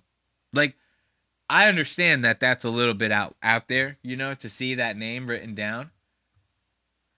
But if you have half a brain, like, you should be able to phonetically kind of piece this together, bro. You know, this shouldn't be the end of the world for you to figure this guy's name out. And again, if you're a professional comedian, you should know this guy. Ragazzi. Ragazzi. But I really like see, him. look at this face. He looks like a Chucky doll, or he looks like a ventriloquist doll. Look at his face. Are we sure it's not just a Jeff Dunham character? Look at him. Yeah. He's fucking that's him. I'm not gonna lie, I kind of agree with Ethan on that. This guy does look like a dummy. He does look like a ventriloquist dummy. Like, it's actually crazy. So I'm gonna show you guys this hoopsie poopsie. We're gonna get right into it. This shit is fucking gross. Look at Gila making a comeback. Good old Gila. It's not fair to remind you of the cross-eyed bear that you gave me. Yeah. On the net. She's doing a Alanis Morissette thing right here, I feel like. Yeah. I did a video and I said, Hold on, before you pop all the hoopsie doopsies in there, I want to show them off. Give me one to show the camera. Here we go. Look at these things. So here is, this one's vegan. Yeah. I brought 3 different versions for you guys. Verwarme, Christen, Leberkraus, aus dem Glas.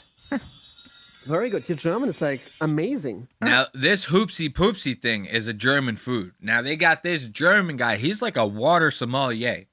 Apparently, this guy could sommelier like any liquid. So, if you got a couple vats of cum at home, this guy could rate the quality. He'll taste test for viscosity, mineral levels, the whole shebang. So, this guy, and you could hire him. He's no joke. He's like a fucking mercenary, like a sommelier mercenary. You toss this guy a couple bucks, he'll sommelier any goddamn liquid. Like I said, you got a couple buckets of jizz and, you know, a couple tens of thousands of dollars lying around. Book this asshole, this German dude, for an hour. Because the German side of him, it's not going to matter what liquid it is. He's going to do it for you. You know, because they don't see it that way. All the sex and the weird stuff like that, the Germans are with it. Scary. Should be careful what I'm saying in German. It actually doesn't smell that bad. It smells kind of hot dog-ish, but this one's vegan. So it's actually... Can I smell one of the other ones that has absolutely. meat in it? And let's look at these things. They actually look like somebody like took a empty mason jar and then like a scooper of like actual shit and just filled the jar up as much as they possibly could with actual shit. be honest, you said it's cheese. It's actually not cheese. What is? I know it sounds Leberkäse means liver cheese in German when you would translate that, but it's actually kind of like a sausage. What will bake. Okay. So okay. it's grinded meat and. Oh, that one sounds. That's fucking rank, dude. Love it already. See what I was saying with these Germans, bro? And Giannis Pop is if you watch the episode, we talked about the history of hyenas. Giannis was talking about these Germans. And they go, it's like, hello. And he was trying to do the whole thing to Joe. Joe wasn't with the joke. Giannis was on to something. These Germans are fucking wild, bro. This guy, he loves the smell of this goddamn shit. And like I was telling you, bro, look at the jar. That legitimately looks like somebody just scooped like shit into the jar as much as they could. You know how when people get like clay and they use the edge of the jar to keep packing more in it? You know what I mean? And they're just laying more and more shit in there to just keep packing it as much as they possibly can. That's what I'm seeing when I see one of these goddamn jars. And then the craziest thing, you put them in the oven and they pop out. They literally, just like a prolapse anus. You know Ethan is obsessed with the prolapse anuses. Just like a prolapse anus, they come out of the jar like that. They like blossom out of the fucking jar. It's nuts, dude. It's actually nuts. So, I told you guys, Ethan likes the prolapse anus. Dude, so funny. I was getting this from Still Ill. Another shout out to Still Ill. One time she was talking to me about how the snark and a lot of people seem to think that Ethan has this like obsession with shit, you know? Even one time he had this girl with IBS call into the show talking about how often she shits her pants. Ethan's like, well, what kind of underwear were you wearing during the shit? When you took a shit, what was the underwear like? Was it a thong? Was it a sexy lace? You know, so a lot of people are suspicious about Ethan's like obsession with poop and assholes and all sorts of shit like that. Then you have this Howie Mandel prolapse anus video, right? Howie Mandel goes on TikTok, just ends up posting a video of like a raw ass prolapse anus on TikTok. Shit goes viral. Everybody's like, what the hell is Howie Mandel doing? Ever since that video, Ethan has, really gone out of his way to like work that into the show in segments and any way that he possibly can. He's having Howie come on to bringing up the prolapse anus. He's going on Howie's show, prolapse anus. People come on the show that have never even fucking heard of H3 before. Prolapse goddamn anus. Every time Ethan gets a chance to show somebody this goddamn anus, he brings it up. And this German sommelier guy, he's got a videographer with him from Germany as well. And that dude is there to film a segment for some German TV channel, right? With this sommelier guy. Ethan starts asking him if he's ever seen a prolapse anus. Yeah, so you heat it up and it prolapses out. And it does, as someone who's seen a prolapse many times. OJ, have you ever seen a prolapse? Well, not from the labor cast, to be honest. This is going to be my first as well. You want to see a... I don't know. Even better. We Germans saw everything. OJ, you want to see something you've never seen before? Yes, please. See, that, and the guy says yes. He's German. Of course he's going to say yes, man. The guy says yes. I can't believe that. Right away, you don't ask people this kind of question when you're just meeting them. That's not how this shit works. Please. Okay. I mean, okay, and just to warn you, it's pornographic and very surprising. I'll tell you what it is, and you can tell me if you want to see it. All right. So there's a guy, a friend of the show, very nice guy. I have respect for what he does, but it is very surprising to see. It looks like this, but I'll tell you what it is. He has an ability to prolapse his colon, his asshole, or his intestines, actually, frankly. And so it's a niche category of pornography. Ethan seems to know a lot about this niche category. What the fuck is happening that you know that much about this shit?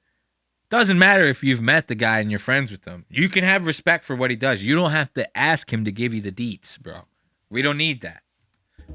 Assumed by gay men, I think, predominantly, where they do deep fisting and lots of anal prolapsing. Oh shit! All right. It's very short, but I'll tell you what, people, you watch this and you have never It's seen anything like life-changing. it. Let's say it like that. I think kind of. He has uploaded on. It is life-changing. It's life-changing. Ethan saw that video, and it did change his life. Like, I'm not even fucking with you. That shit made an impact on him, because I bet you after he watched that shit one time, it sent him down a huge rabbit hole, and he's been watching that kind of porn ever since. It would not surprise me, dude. There's all sorts of whacked out people out there in this world, and you're going to try to tell me that this guy ain't one of them? You're going to try to tell me this is the look that this dude gets on his face when he's talking about a prolapse anus, and you're going to try to tell me he's not into that shit?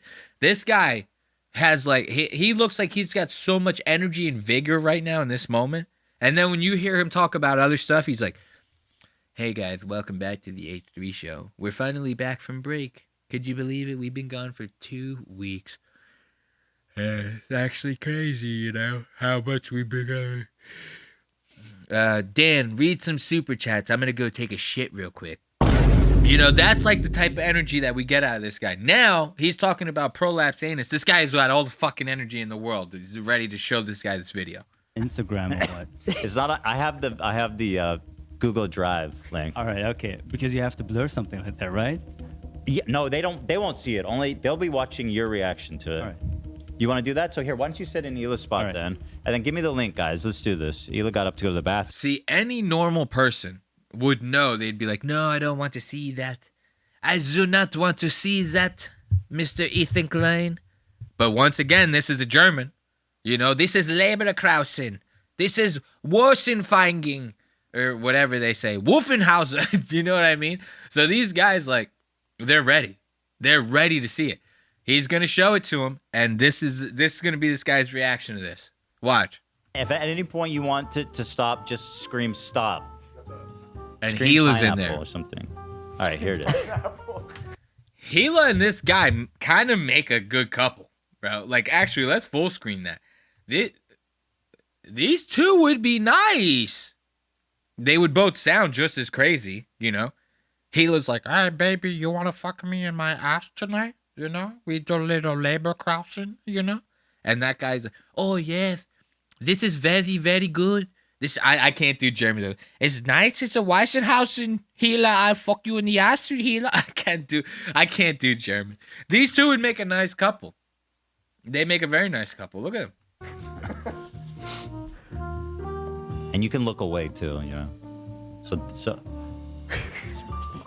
So this is he's the one on the right with the hairy asshole. That's our friend. And then he's got someone else who's a talented next to him. And my favorite part is coming up. You'll see. This actually isn't the best part. Look at that guy trying to pretend. Watch him. He's loving this. Don't try to act like you don't dig this shit, mister. And my favorite part is coming up. You'll see. This actually isn't the best part. It's really shocking, isn't it? He loves it. Don't lie. Hold on, wait. It gets better. He's really fondling them like a bat. By better. You hear the way Ethan's talking about all this? Ethan's doing commentary on this shit like Joe Rogan does commentary in the UFC. You know how knowledgeable Joe is with that? You know? He's like the only UFC announcer that brings 0 notes to the booth when he's announcing those fights. That's how much it's in his head. He lives, eats, and breathes the shit. You know? Ethan's announcing this thing as if he's Joe Rogan on the side of the octagon. He knows all the details. He knows all the ins and the outs of this situation. Hold on, wait. It gets better. He's better. really fondling them like a bat. By better. It does get better. There's one does part. that mean, better? This part. They go prolapse to prolapse. I mean, the imagination of these guys. To even dream. I mean, if you will it is no dream. I mean, anything is possible, man. You can fuck another dude's prolapse with your prolapse, and that's the kind of the world. That's the ingenuity. That's our friend right here. That's the ingenuity of mankind, basically. Ethan's talking about this as if it's like the second moon landing. You know what I mean? Like, give it up for the fucking prolapse. Ethan's like legitimately talking about this as if this is one of mankind's greatest feats. That's how much he enjoys this shit. It's actually insane. I thought I was talking to that camera over there. That's so funny. All right, now watch. They get the hoopsie. They get the hoopsie real fast. Look at the hoopsie with the poopsie doopsie. Come on, let's shining play. like for almost that's interesting, the whole Gary. year.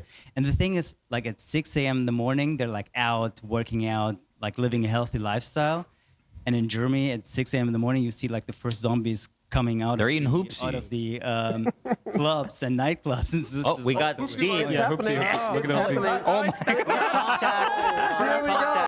Oh, Jesus fucking Christ. Look at these things. These things actually legitimately have prolapse. Dude, they are wild in Germany for that one, bro. They are wild in Germany for that one. Because you saw earlier, they were looking at the Hoopsies, like, Instagram account. Dude, on the Instagram, people are just, like, holding the jar and biting into this thing like it's a fucking corn on the cob or something like that. Or like it's a corn dog. You know how people eat corn dogs? People legitimately just holding this thing, like manhandling the fuck out of it with 2 hands and just biting right into the meat. Like, at least slice this thing into slices, make a sandwich out of it or something if you're going to eat some shit like this. You can't just shove the whole goddamn thing in your mouth like that, bro. Now, watch. This is insane. Look at the one in the middle. The one in the middle is turtle doving right now, bro. That's gross, dude. That's disgusting. I'm sorry. That is so Hunger FF coded. Doesn't that remind you of what you saw? Oh my. Yeah, no, I'm not going to eat that because of that. What I saw. Oh, come on. It's not a prolapse. It's a sausage. Wow. Can you guys smell it? I cannot smell it No, at I the don't moment. smell anything actually. Oh yeah, got nice grill marks. Oh no, did it fall out? No. Look at that. That is just here, This is walk it up. Oh Let me walk it up. God! Look at how excited this German guy, bro. He rubs me the wrong way. I'm telling you. Look at the excitement on this guy's face. He's pointing this goddamn pro. If I was there, I'd be like, "Don't point that thing at me." I'd smack that shit out of his hand. You can't point prolapse meat in a jar at me like that and not expect me to have some sort of visceral reaction to it. Look at that. That is just here, Oh my God. Look at this thing, dude. Jesus Christ. Dude, that's like a fucking, like an alien, dude. It's like a special effects. Remember I said last time, Aubrey Smalls look like a special effects. This looks like, like, if you were like, your mom made you a plate of dinner or something and you were like, is it alive? Like, this is what you'd see it trying to get out of the jar like that. You know, trying to get at you and end your life.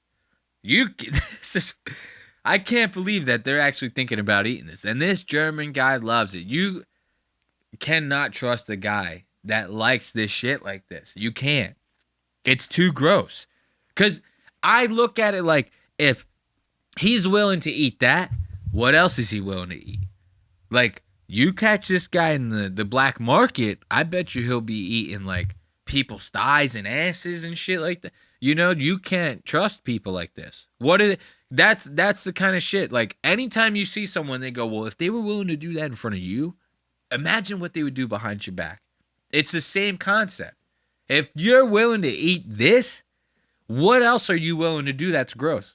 What does the inside of your house look like? What does the inside of your toilet look like? Okay? This is what goes through my mind when I see this kind of shit. This is awesome. Let me walk it up. Golden brown. Be careful. That's super hot. Yeah. Yeah. Don't burn Watch, yourself. Ethan. Wow. He wants to make an ass joke out of this. You guys want to take a close look at this? This is really just a prolapse. This is amazing, you guys. Look at that. Look at that, dude. It looks like an eraser, bro. It looks like a pencil eraser that you accidentally hit too hard on one side. And we've all been there. Trust me. We've all been there. You remember back in the day in school, you would always try to make the eraser wear itself down flat. So it looked the same all the way down. You never could do it. It always leaned to one goddamn side. No matter how hard you tried, it always leaned to one goddamn side. This is what this thing looks like right here. this is Amazing, you guys. Wow. this feels like a school experiment. It's gonna be super tasty. I'm very excited. It's gonna be very tasty. It's going to be I'm very excited. tasty. Did you hear Ethan? He goes, hey, should I hold it up to my asshole? Should I hold it up to my asshole? That's the first thing he thinks about with this joke. Should I hold it up to my asshole? Fucking crazy. Please don't. Dan. We're about to eat it. Yeah, don't burn Oh yeah, your don't ass. drop it. Don't burn yourself. We're about to eat it. Can you move the hoopsie? Can you move the hoop? Yeah. Look, that's how much he wanted this joke. He was about to, like, yell at them. Can you move the hoopsie? I need this thing to show my ass. I'm going to make this my prolapsed ass. We're about to eat it. Can you move the hoopsie? Can you move the hoop? Yeah.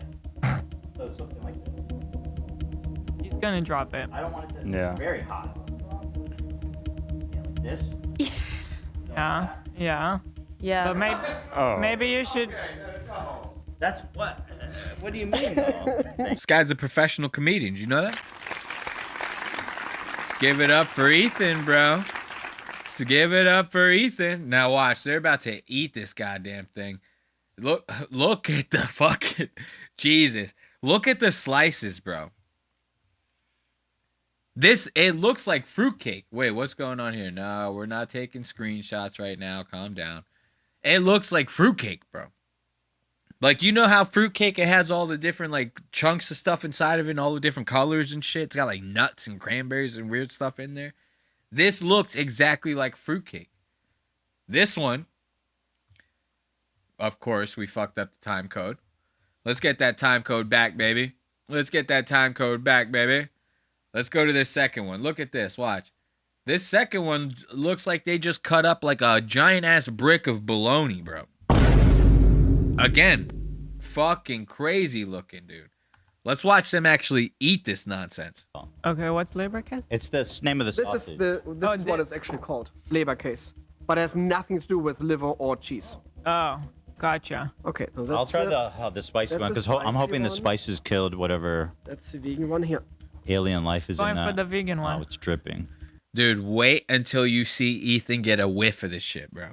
And this German guy likes to eat it.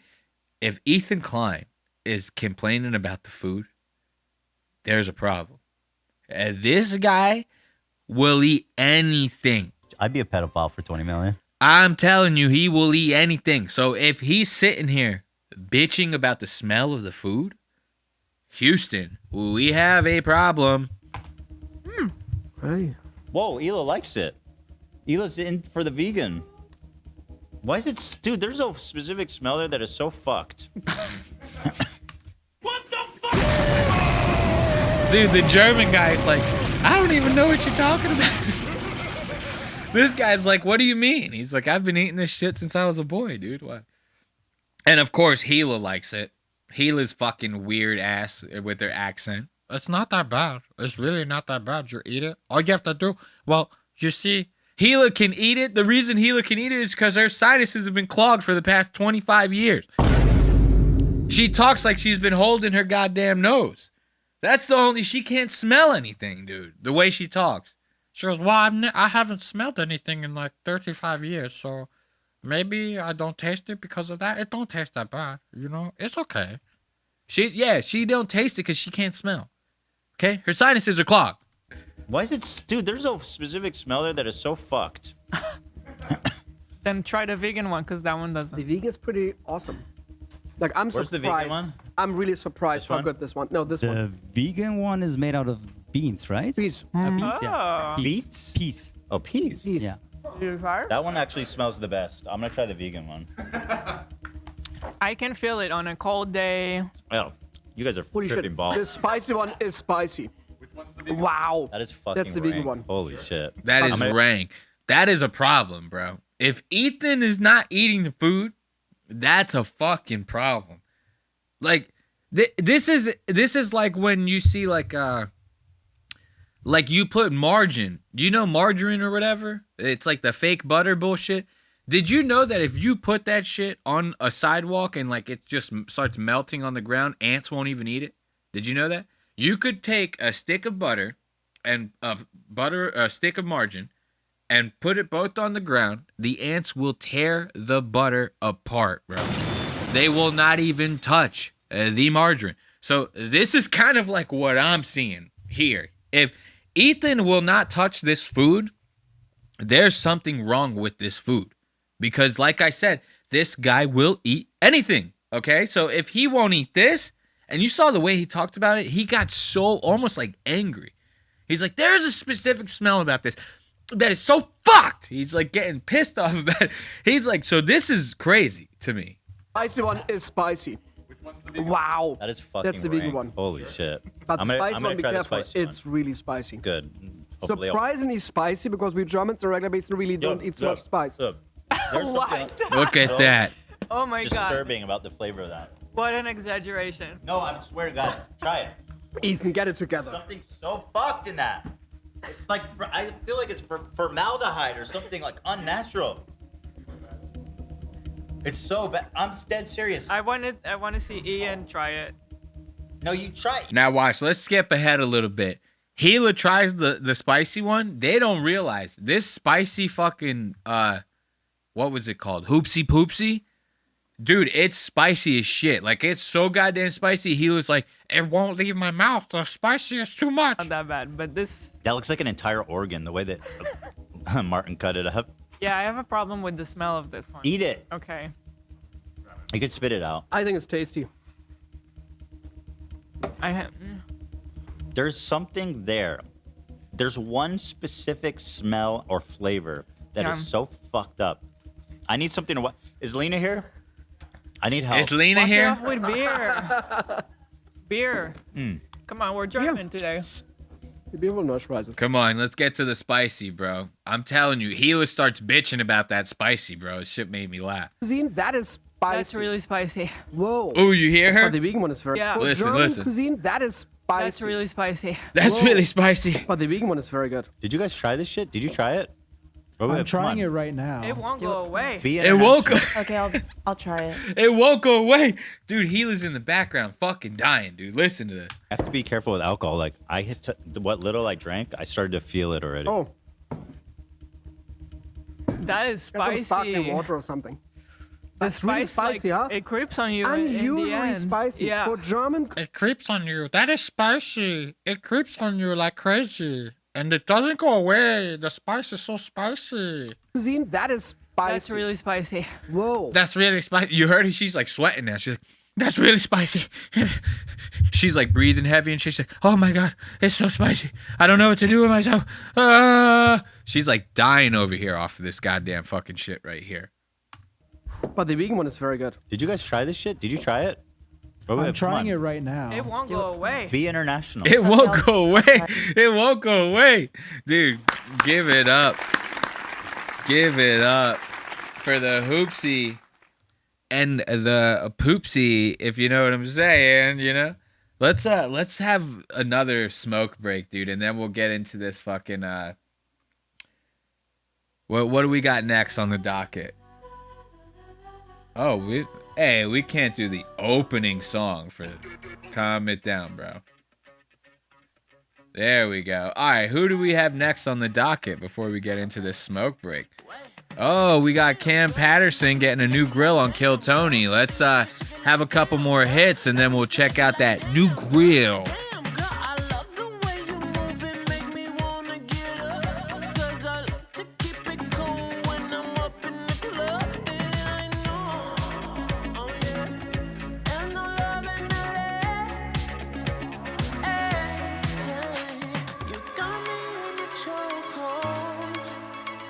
Cause I only wanna play it wrong. And never give my love away. But somehow you make me wanna change. Give it to me, give it to me. I know that you were chosen, chosen. Ooh. Give it to me, give it to me. I'm sure that you Not a bad little tune, huh? Not a bad little tune at all. So, what do we got going on in this episode with Cam Patterson and Whitney Cummings on Kill Tony? Cam ends up getting this new grill, right? He golds out his whole mouth, dude. And it's throwing everybody off. As a matter of fact, it threw me off because, like, he actually... You could, like, understand him better with the grill in his mouth. It's not only just that. Whitney's like bombing during this episode and the whole goddamn shtick, you know what I mean? It's kind of wild. Like I said, we saw Louis J. Gomez and Joe List just bombing on this show last week, dude. Like, how many of them are going to bomb in this shit? Look, there goes the soundboard bombing right now, coming in late. Thank you for being on time for once. But yeah, that's going to be a very interesting one. So let's check out a couple more tunes, take out a couple more hits, and then we'll get right back into it.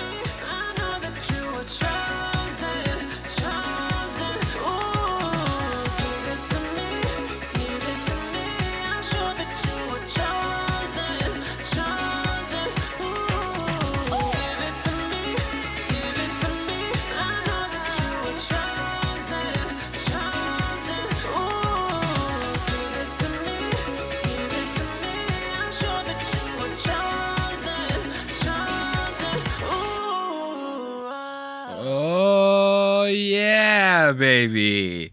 Let's check out these Kill Tony time codes, man. Of course, as always, we're going to start the time codes with the intro. I like to see Tony's outfits and all that good stuff, so let's get right into it. Look, this I wanted to show you guys. This kind of threw me off. You kind of like, you got to like, it's hard to see with the scrub bar here. But Kill Tony, now they're starting to label each episode at the bottom. Episode number 700. It was recorded on the 6th of January. Very interesting. I thought that was interesting because lately there have been a lot of like edited episodes coming out really late. Them just straight cutting out whole chunks of episodes. There was an episode not long ago, Dave Lucas went on stage and started arguing, like legitimately arguing with this comedian named Jeff Dye, who was on the stage. He was a guest on the panel, right? They cut out the whole thing because Dave made it so goddamn awkward. Dave was like attacking this guy. Only reason I even heard about it or found out about it was I was in the subreddit, the Kill Tony subreddit. They started talking about, somebody posted about how they were at that show and how they were curious to see if it made it on the final episode, and it didn't. They ended up putting a little stinger up there with like David Lucas's dates on it and shit. So the fact that I came and saw that they labeled and dated this episode for the recording date at the bottom of it, I don't know. I just found that to be interesting. I'm going to like pay attention to that. There's got to be something behind that. Why would they do that now and they don't do that in previous episodes? Doesn't make sense to me.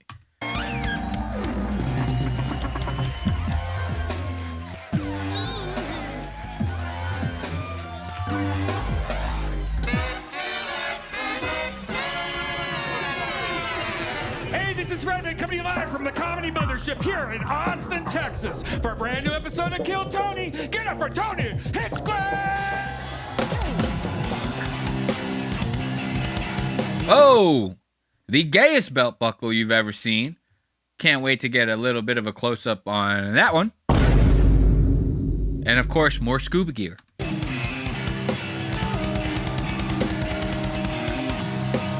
Who's ready for the best fucking night of their lives, huh? Bro, you can't be wearing that shit. Look at this guy. He's wearing like a Long John's like shirt on the top layer. You can't do Who's that. ready for the Look, bro, this is Long John's material, bro.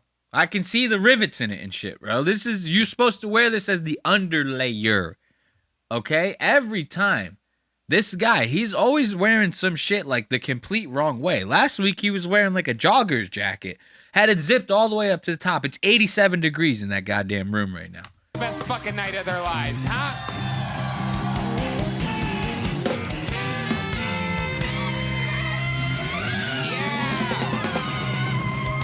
Make some noise for Redman, ladies and gentlemen. This is Give it up for Tony.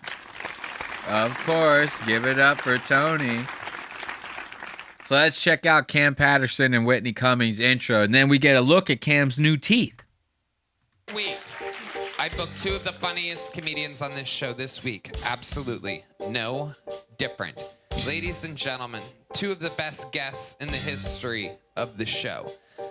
The young man is a superstar from this episode. From this show. It's a juggernaut in real time. You got to watch him go from barely anybody knowing him to him being a global star. The woman on panel tonight, just fucking, well, on top of being one of the best comedians in the world, also. Bro, why does it always have to be 18 fucking minutes of fucking intros for these people? Just say their names and tell them to get the fuck on the goddamn stage. Like, everyone has to know by now that when he's doing these intros, everything coming out of his mouth is a total lie. He thinks he's better than all these people. He doesn't think they're even close to the best comedians in the world, and he doesn't give two shits about anything that they're doing. Just say their names and get it over with, man. Do a perfect panel. This is Whitney Cummings and Cam Patterson. Thank you. Oh, shit. Oh, yeah. Whitney Cummings. Yo, Cam looking crazy, dude. Wait, let's see that grill again. Whitney Cummings. Ooh, goddamn Cam. Look at that shit. What is going on here, bro? Come on, there we go. Look at those teeth. Look at those chompers. He's like, what was it, Mike Jones? Back then they didn't want me, now I'm hot, they all on me. Back then they didn't want me, now I'm hot, they all on me. Back then they didn't want me, now I'm hot, they all on me. And Whitney Cummings over here.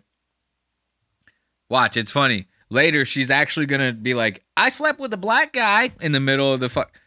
Like, there's gonna be like a couple black people talking on stage. Whitney wants to be part of it so much, she actually raises her hand and into the mic goes, I slept with a black guy once.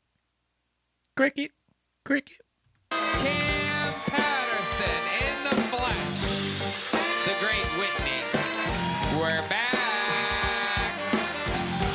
Let's have some fucking fun. Tony It's a always gets so beautiful gay. 69 point. Tony always gets so gay when Whitney's on stage. Watch, he does this with his hands. He's like, we're back. Every time Whitney's around, Tony gets the gayest that he's ever been. It is a beautiful 69.1 degrees Fahrenheit, 35% precipitation in the room. Cam Patterson, welcome back to the table. What's up? You got a gold grill. Yeah. Look at this. Back in my final form. I'm gonna go sell some crack. Oh my goodness. That is his I final remember form. when you were first on the show, he was wearing sweatpants and flip-flops, and he said, I'm never gonna change. I'm always gonna stay this I'm way. still wearing the same thing. How much did that grill cost on Temu? Got him. That hurt my feelings. That hurt my feelings. I'm very sad right now. It was not that expensive. It was free, actually. It's one piece. Yeah. It's, Oh, it's my real teeth. I got perms now. It's permanent. how is it that you speak better with them? Damn. She's right, though. She's right. This guy, like, whatever he did, just, like, plaque those things into his goddamn mouth, because you can actually understand almost every word that comes out. Like, almost every word. Almost. Okay? So she's like, that was a great joke, because there's a lot of truth in that joke. This is insane. It's my real teeth. I got perms now. It's permanent. How is it that you speak better with them? It's my final form. This is my final form. Cam Patterson, it's my final form. I'm getting ready to sell some rocks. Some ready rocks on the side of the goddamn highway. It's like Frieza. It's my final form. This motherfucker looks like a goddamn Pokeball. He literally looks like a fucking Pokeball with gold teeth. That's insane. Now watch. Listen to Whitney. I remember I told you, she's like, I dated a black guy once. There's 2 black guys on stage, right? Whitney's got to be a part of that. She reminds me of who's that white comedian girl? She did I think it's Chelsea Handler. She did that fucking documentary called You Gotta Be Kidding Me, bro. That was the name of it was a documentary about how like white people are taking over black spaces or some bullshit like that. I don't know. It was one of those where it was like a I'm sorry, black people, because I'm white. It was like one of those documentaries. You know, she named it Uganda Be Kidding Me. Basically, the whole time, she's basically apologizing to black people. But she would always throw in the caveat. I once sucked 50 Cent's dick, though. Like, you know, so we're cool, right? I did that for you guys. I sucked 50 Cent's dick for black people. The whole race, I did that. You know? I'm sorry for everything else. It's kind of like what Whitney's about to do here. There's a couple brothers on stage talking. Whitney's got to get in there. She's like, I'm cool with black people too. I like it. The first rock solid set of the night. Hell yes. Oh, shit. Hell yeah, it's Yeah. one of you.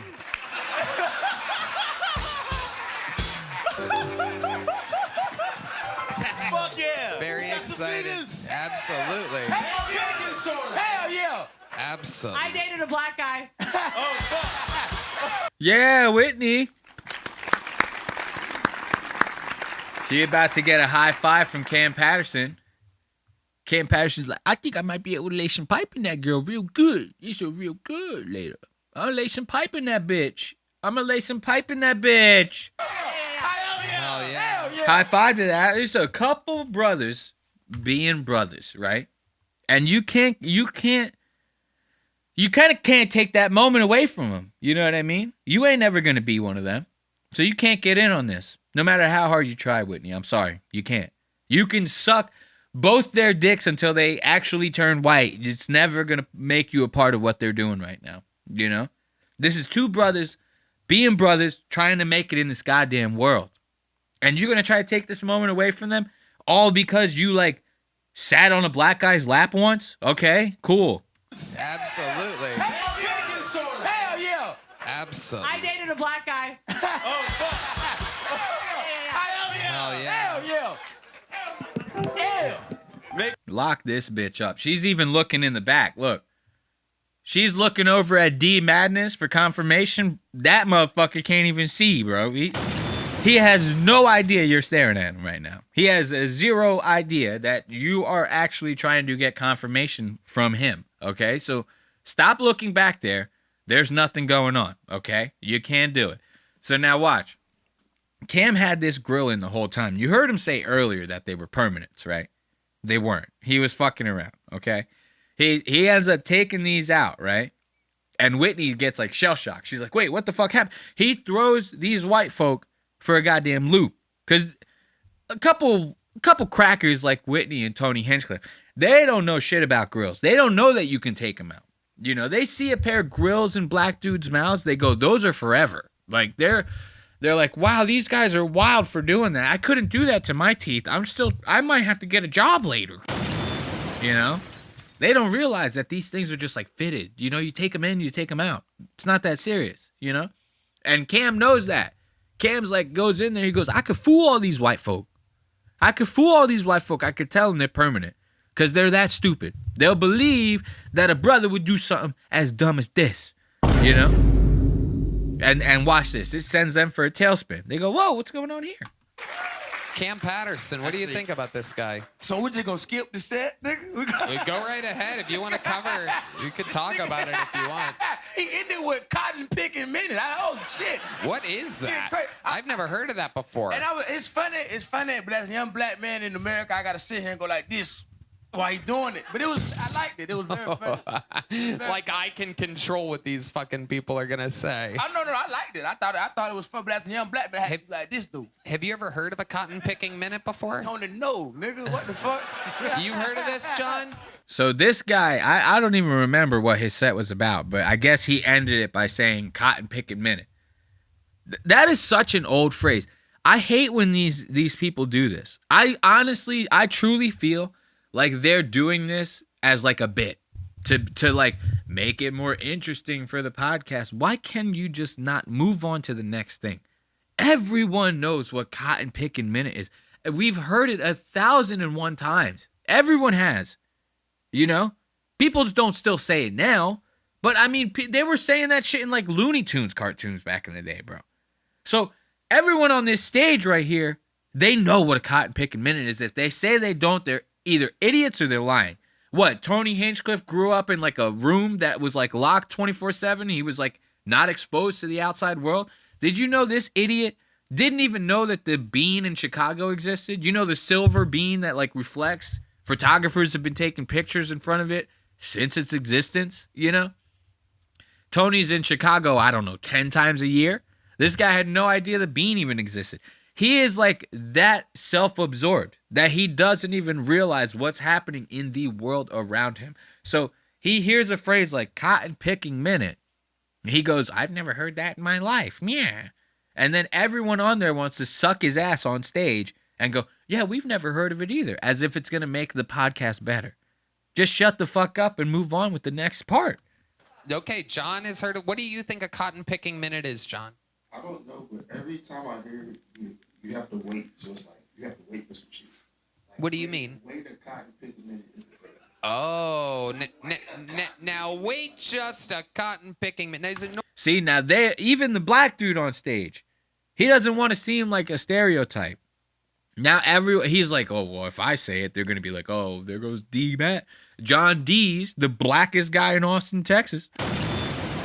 That's what he's afraid of. He's afraid they're going to start lacing into him for how black he is. If he goes, yeah, I say that still. Like my mom said that to me when I was growing up. You know what I mean? Everyone cotton picking minute. It's not just for black folk. A lot of people say cotton picking minute, Tony, you know? But he doesn't want to seem that way. He's going on, I don't know, I've never heard it. Any other time I heard it, it had to do with people waiting for stuff. Normally black people saying this? Well, in that case, wait just a cotton picking minute. Hold on. Cam, where's your grill? You can't take out your grill halfway through the show. What grill? Wait, yeah, where'd your grill go? What grill? You can't What grill? on your grill. What are you talking about? This is incredible. What grill? This is fucking crazy, bro. What grill? Cam Patterson, comedic genius, takes out his grill in the middle of the shit. Everybody's all freaking out. Tony's like, wait, what did happen to your grill? Oh, my God. I'm an educated young black man in America. Where is it? I'm So I don't even talking about. I read books really well. I don't talking about. I don't have a grill. Why did you bail on? It's a magic trick. It's a magic trick. Ty Marion's about to smile, and there's gonna be a gold grill there. Now, look, this guy right here, this guy, Tony just said his name. I think he said Ty Marion or some bullshit like that. Dude, this guy is unhinged. This guy is fucking insane. So, this guy is like legitimately about to like admit to murder. Like, he is talking about how he works at like a dispensary or something like that. Someone tried to break in. This guy just like killed him. It's like, yeah, I get it, self-defense and shit. But when you watch the way this guy talks about it, he's like sitting there bragging about it on stage, like as if this is his moment. He's like, yeah, I'm about to talk about how I killed this fucking crackhead who tried to rob our dispensary. I'm going to get so much pussy off of this, man. On Kill Tony, man. Oh, man, everyone's going to come into the dispensary like, kill me next, man. You ever have fried pickles with a girl? I don't like pickles. You don't like pickles? What else don't you like? Change the subject, but I'll tell you something I don't like. I don't like the dude that broke into where I work a couple months ago. Okay, where do you work? I work at a dispensary down here on 6th Street across from the Vulcan. Oh. I don't like that dude that broke into my work a couple months ago. Is that long ago that happened? Just a couple months ago? You still might be like in court processes for this. This guy might be on stage, right? Talking all this stuff about Kilton. Because like I spoiled it for you. He's about to admit to like some murder. So his lawyer is probably sitting at home. He gets a text message with a link in it to this episode. And it's got this guy talking about how he murdered somebody just a couple months ago, right? This guy's lawyer is probably ripping his goddamn hair out. He's probably like, dude, you cannot talk about this. How many people saw the show? How many people? 1.8 mil? What the fuck? His lawyer's probably like, dude, I'm dropping you. I'm dropping you as a client. Get someone else to clean this shit up. Okay, and what happened there exactly? What did he look like? Cam Patterson. Hey, that guy had gold teeth in it when he did it. It couldn't have been me at all. That guy had gold teeth. Won't know where he went. We are looking for a man, a suspect with gold teeth. Or gold teeth in his pocket. It's in your pocket. I don't know what you're talking about. Wait, that guy's gold teeth are out now too. What the fuck is going on over here? This is crazy. This is crazy. Okay, so seriously, what did the suspect look like? Did he look like Cam, John Dees, or D Madness? Oh, okay, it was a white dude. Dude, watch. This guy is so corny with the shit. When Tony starts asking him, like, oh, what happened? What happened at the dispensary when you got robbed? Yeah. This guy's, like, trying so hard to be gangster. He's like, oh, well, the guy came in. He started demanding some money, right? I won't say the next part for legal reasons, but let's just say he ain't with us no more. Motherfucker dead, you know? Like, he's, like, really tries to get... That's why I say he's, like, thinking... that this is going to be like his badass moment on like, I don't know, TV or whatever, if you want to call it that. And he thinks he's going to get like so much puss and respect out of this. Like this shit is actually cringe as fuck. On D's or D Madness? Oh, okay. It was a white dude.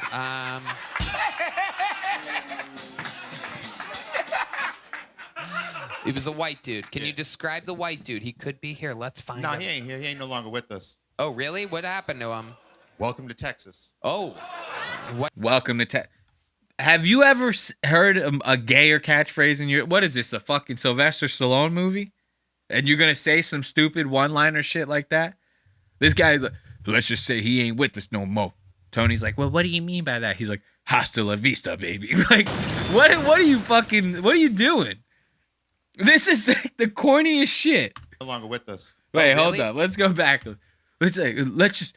You know, one thing led to another. Let's just say he ain't no longer with us no more. Welcome to Texas. Like, what? Dude, can you get any gayer than that? It was a white dude. Can you describe the white dude? He could be here. Let's find him. No, he ain't here. He ain't no longer with us. Oh, really? What happened to him? Welcome to Texas. Oh. Wait, it's just a cotton-picking minute. Hold on a second. Wait a minute. I didn't even realize this until right now. This motherfucker's a goddamn narc. Rockford evidence and property of Rockford Police Department. On his goddamn sweatshirt, it says that. What? You a narc, bro? You didn't kill nobody. This motherfucker's lying. What? Wait, just a cotton picking minute. Hold on a second. I think I'm gonna pass on the picnic. So what? Did you find the guy? What happened here? I'll explain it to you, and if you want, because it's magic of editing, I can send you a clip that you can show on YouTube too. Look, see, this is what I'm talking. This guy actually thinks this is like his viral moment. Like he's gonna make something out of himself over this. Oh, I'll send you the security footage, man. I fucking killed the shit. You should see. I stabbed him like 19 times. This guy's lawyer, like, seriously must be losing his goddamn mind. He's like sitting there looking at the screen like, no, like, you know what I mean? Like, he must seriously be flipping his wig, dude. I'm spitting talking about this. This is how hilarious this is. This guy's lawyer must be losing his mind. He goes, I'll send you a video, Tony, if you want to show it on YouTube. No, Tony won't even. Tony's bleeping out curse words, bro. He wants the monetization, okay? He wants the money from the AdSense. He's not going to show your murder on his goddamn channel. What are you, crazy? Of editing, I can send you a clip that you can show on YouTube too. You guys found the guy. I was there. We have security cameras. I happen to be looking at the camera because. Oh, he broke in while you were there. Yeah. Oh, hell yeah. I'm watching the camera. And he comes up with yanks our door. We have to buzz you in. And he had a crowbar in his hand. He started smashing the window out. So the first time he swung, I was like, fuck that, it's on. So I took off and we're upstairs. I was at the top of the stairs. He was at the middle. He slapped the crowbar against his hand. And he said, I can't do this today, which I don't know what the fuck that means. I just looked at him and I had some pepper spray at the time in my hand. I said, shit. I can, motherfucker. And I sprayed him. I can, motherfucker. He said, sprayed him with pepper spray. He had the pepper spray in a cologne bottle, so he could only spritz it. He was like, pss, pss, pss, pss, pss, pss, pss, pss, pss, pss, spraying him with the pepper spray like that. That's all he had. Pepper spray at the time in my hand. I said, shit. I can, motherfucker. And I sprayed him. We had some other stuff that happened for legal purposes I'll omit. Yeah. Oh, okay. He left, and about a block over here, he bled out. Look. Oh, he died. Yeah, he ain't no longer with us. Wow. Oh. This guy is the coolest. I got to admit, this guy is cooler than fuck. How did you kill him with just pepper spray? He's like John Wick.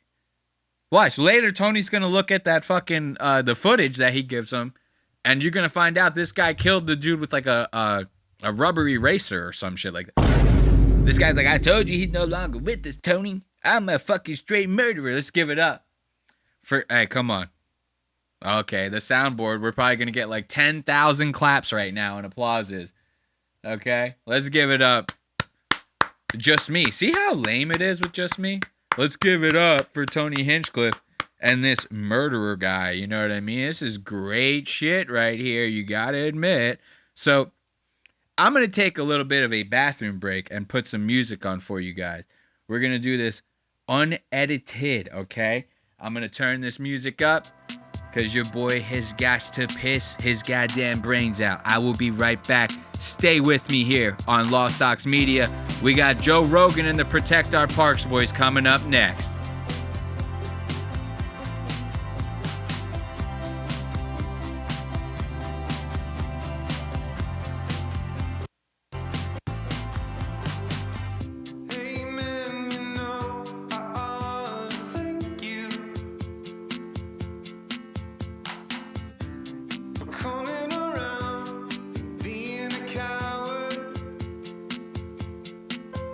This could have hurt it so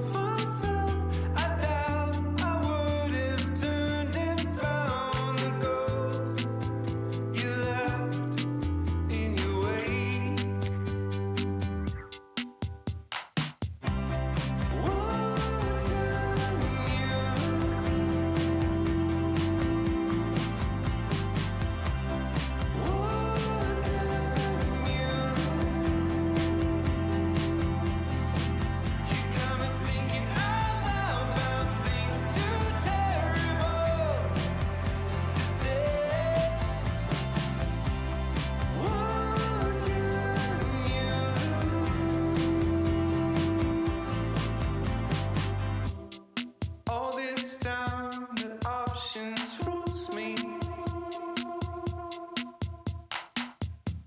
And now the throws have been forcibly taken off me. And I know you couldn't hear this song, but it's for you, yeah.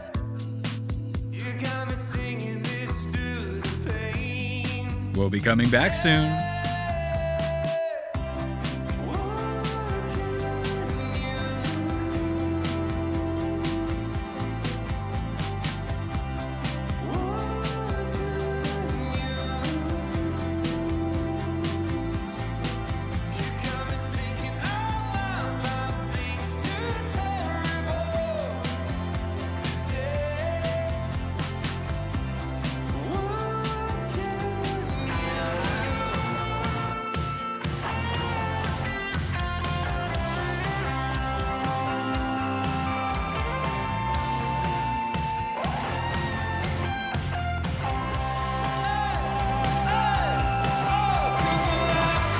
Hello, welcome back.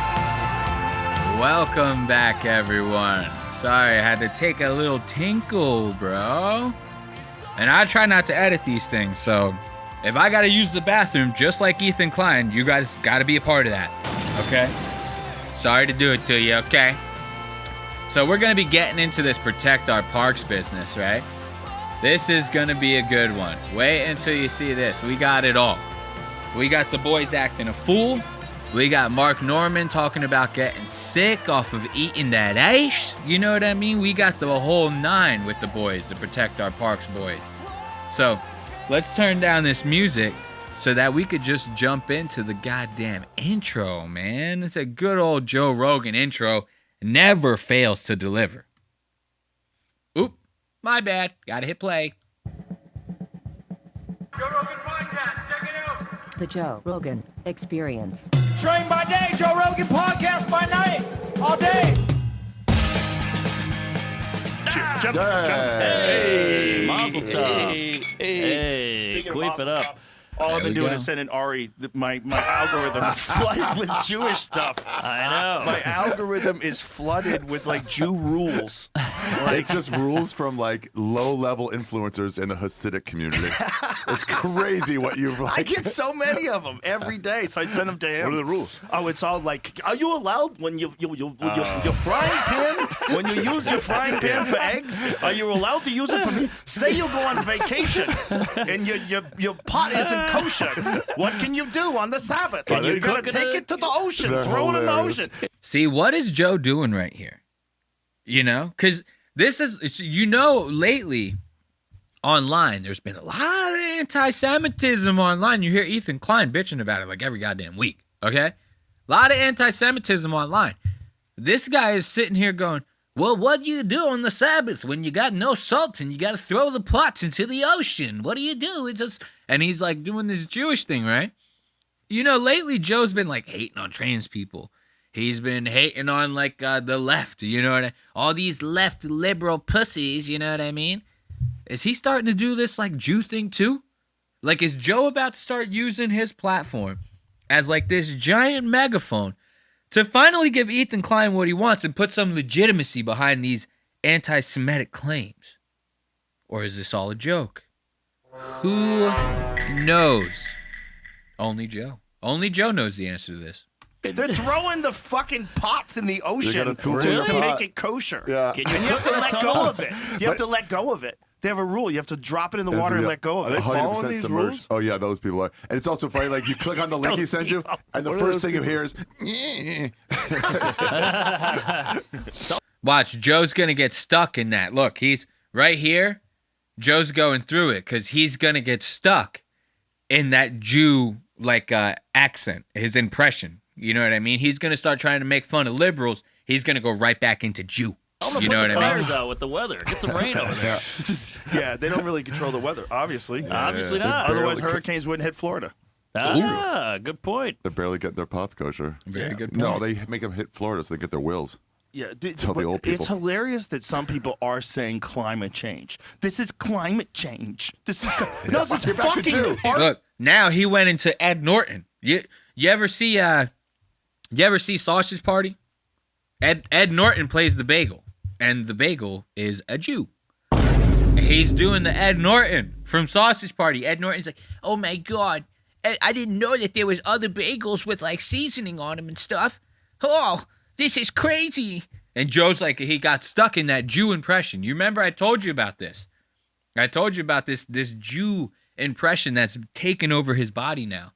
And now he tries to go into the liberal impression, the wannabe pussy liberal impression. He wants it to be like snarky and like, oh, have you eaten your granola today? We're having quinoa for lunch, you know? Like he wants to do that, but he's stuck.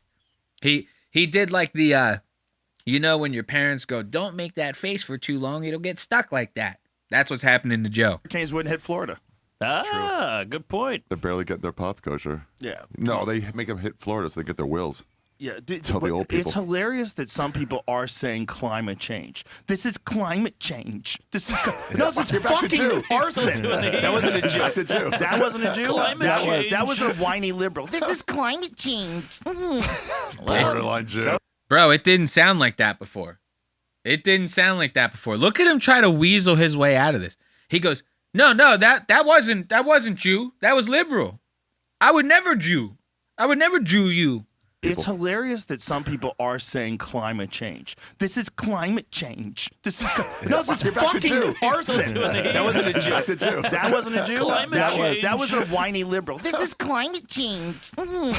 Borderline Jew. No, I'm doing a New York thing. I'm doing a New York thing. Then I'm doing the Jew. But when I talk like this is a whiny liberal. It's fucking climate change. It didn't sound like that before. It didn't sound like you were doing climate change. It sounded like you were talking like a Jew. Like you were a Jew in New York, and you were like, yo, what do you do with the pots in the Sabbath? You know, it sounded like you were doing Jew. Okay? So don't try to say that you weren't. We know you were. Now watch this. You know Joe, he's like obsessed with like the UFC and stuff like that. And it's so funny because every time Joe is obsessed with something, he thinks that everybody should be obsessed with it, right? Like Joe likes Andrew Dice Clay a lot. We talked about that. He thinks everyone should suck Andrew Dice Clay's dick. And he starts talking, you hear him start talking about these UFC fighters. He starts getting into this mind. He's like, these guys are like the greatest minds that have ever lived. You know, there's nobody smarter than this one guy who like grapples on a day-to-day basis and gets his head smashed into the canvas on a day-to-day basis. Nobody's smarter than that guy, you know? Everyone should know who this person is. And if you don't, you're probably stupid. You know, it's like kind of how Joe does. They start talking about this clip that's been going viral on Twitter. This Khabib Nurmagomedov, or however the fuck you say this guy's last name. This guy gets kicked off a goddamn plane, right? He gets kicked off the plane because the guy can't speak goddamn English, okay? He can't speak good English, okay? He's from Russia. His English is shit. I've heard him talk. He sucks at it, okay? They kick him off the plane because he's trying to sit in like the safety seat, like the emergency exit seat, right? And when you sit in that seat, they have to explain like a bunch of rules and procedures to you before the plane can take off. It like has to be done. It's a law. So whoever is sitting in that seat has to listen to what the flight attendants have to say during that time. They can't have their headphones in. They can't do any of that. So if you decide not to, or if you can't speak English and they go, hey, this guy doesn't even know what the fuck we're saying, then they will tell you, you either have to switch seats. If you don't want to switch seats, you got to get off the plane. Listen to how late this fucking soundboard is. Really time to get a new goddamn iPad. So the flight attendants are telling Khabib, hey, man, we don't feel comfortable that you understand what we're trying to say. So, like, we're going to have to move your seat. He goes, no. So they kick him off the fucking plane. Now, Joe's about to sit there and go, I wish I could have been on that plane and go, hey, do you guys know who you're even kicking off right now? I would look at Joe and go, do you think that they give a fuck? Not everybody in the world cares about what you give a fuck about, okay? Some people probably don't watch the UFC. So they could give two fucks. You could tell her, this is Khabib Nurmagomedov, that whatever his last name is. This is him. He's that dude. Okay, who cares? I don't know him. I don't watch UFC. Joe would probably try to explain it further. No, you don't understand. He was undefeated in his whole entire fighting career. Again, Don't watch UFC. Don't give a fuck. No, but you're not understanding what I'm saying. He tapped out Conor McGregor. He beat out Conor McGregor.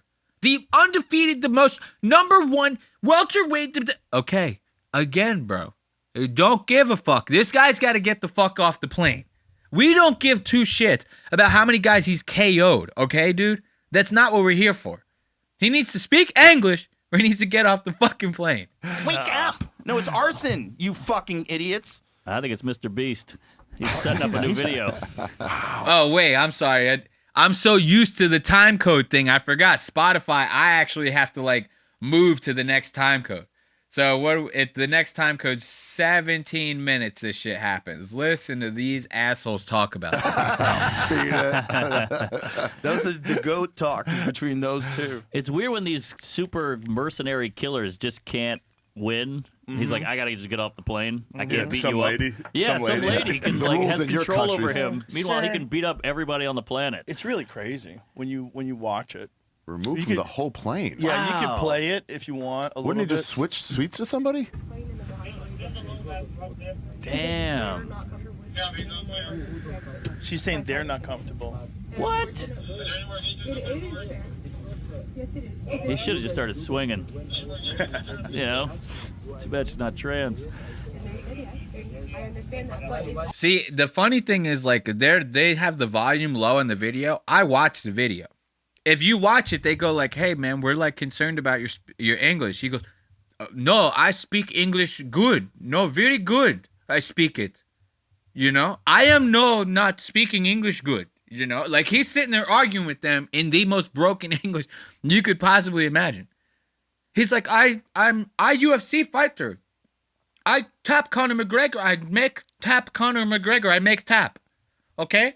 They're like, dude, you gotta go, bro. We're sorry. You can't understand shit that we're saying. Repeat back the alphabet to us. He's like, they're like, dude, you gotta go, bro. Like, you gotta go. also off of their judgment. I'm not going to do this back and forth. I will call a supervisor. You can either Wow, I don't get it. we can go ahead and escort you off the plane. This is crazy. Which one are we doing? Okay, I'll call a supervisor and then we're going to have to rebook you for a different flight. I mean, didn't Mike Tyson hit a guy on a plane? Yeah, but that was a different situation. The Mike Tyson guy was. Look, of course they're gonna kick this asshole off. He's wearing like a hood all the way up. He speaks like a terrorist. He's got hair all over his fucking face.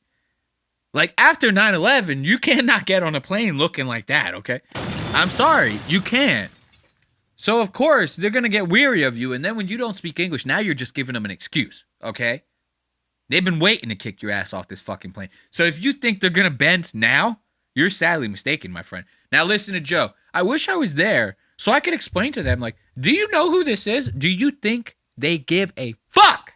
Was a drunk guy that was fucking with Mike Tyson. He deserves At this point, he's like, yeah, call a supervisor. He'll have my side on this. Well, not only that, he was calm and respectful. He obviously speaks English, and he knew. He said, "I'll assist. I'll open the door." Fucking white ladies. But it's people are crazy. I sit in that fucking row. They put fucking Yeah. slobs in that row. Yeah. Get so fucked. Wouldn't you love to be on that flight? Go, ma'am. Do you know who that is? Yeah. Like, do you know who that is? Like, just let me tell you Imagine. who that is. Let me Google him real quick. He's the eagle. Imagine, dude. Imagine you're working. You're at your job. Your shit fucking flight attendant job, and you have Joe Rogan's rich ass on the plane, and you're trying to kick off a terrorist, like an actual terrorist. You're trying to kick off the plane, and Joe's going, "Hold on, let me Google him real fast." What? Like, what the fuck are you talking about? Imagine, these guys are so fucking delusional, dude. Joe Rogan is so fucking delusional. To think that you could just do that and like they're going to listen to you. Why? Because you're Joe Rogan? So they go, oh, well, Joe Rogan's coming up to me and he's Googling it. This guy must be legit. Like, let's just let him blow up the plane. Like, they don't know who the fuck this guy is. They don't care.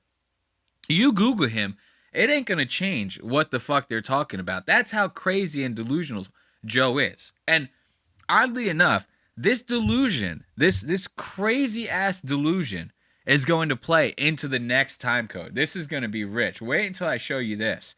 So this guy, he actually is talking to these dudes, right? He's going, they're talking about like having a time at the bar, right? They're having drinks at the bar. That's what they're about to talk about next. And they're talking about how much to tip. Of course, you know Ari's a Jew. So Ari's going to be like $1, tipping $1 a beer. That's like fucking crazy, bro. Like, why would I tip $1 per beer? That's insane. You know, the beer was like $13. Why should I tip $1 per beer? Now, I'm not going to lie. He's kind of onto something. You shouldn't tip nobody, dude. We should go Europe.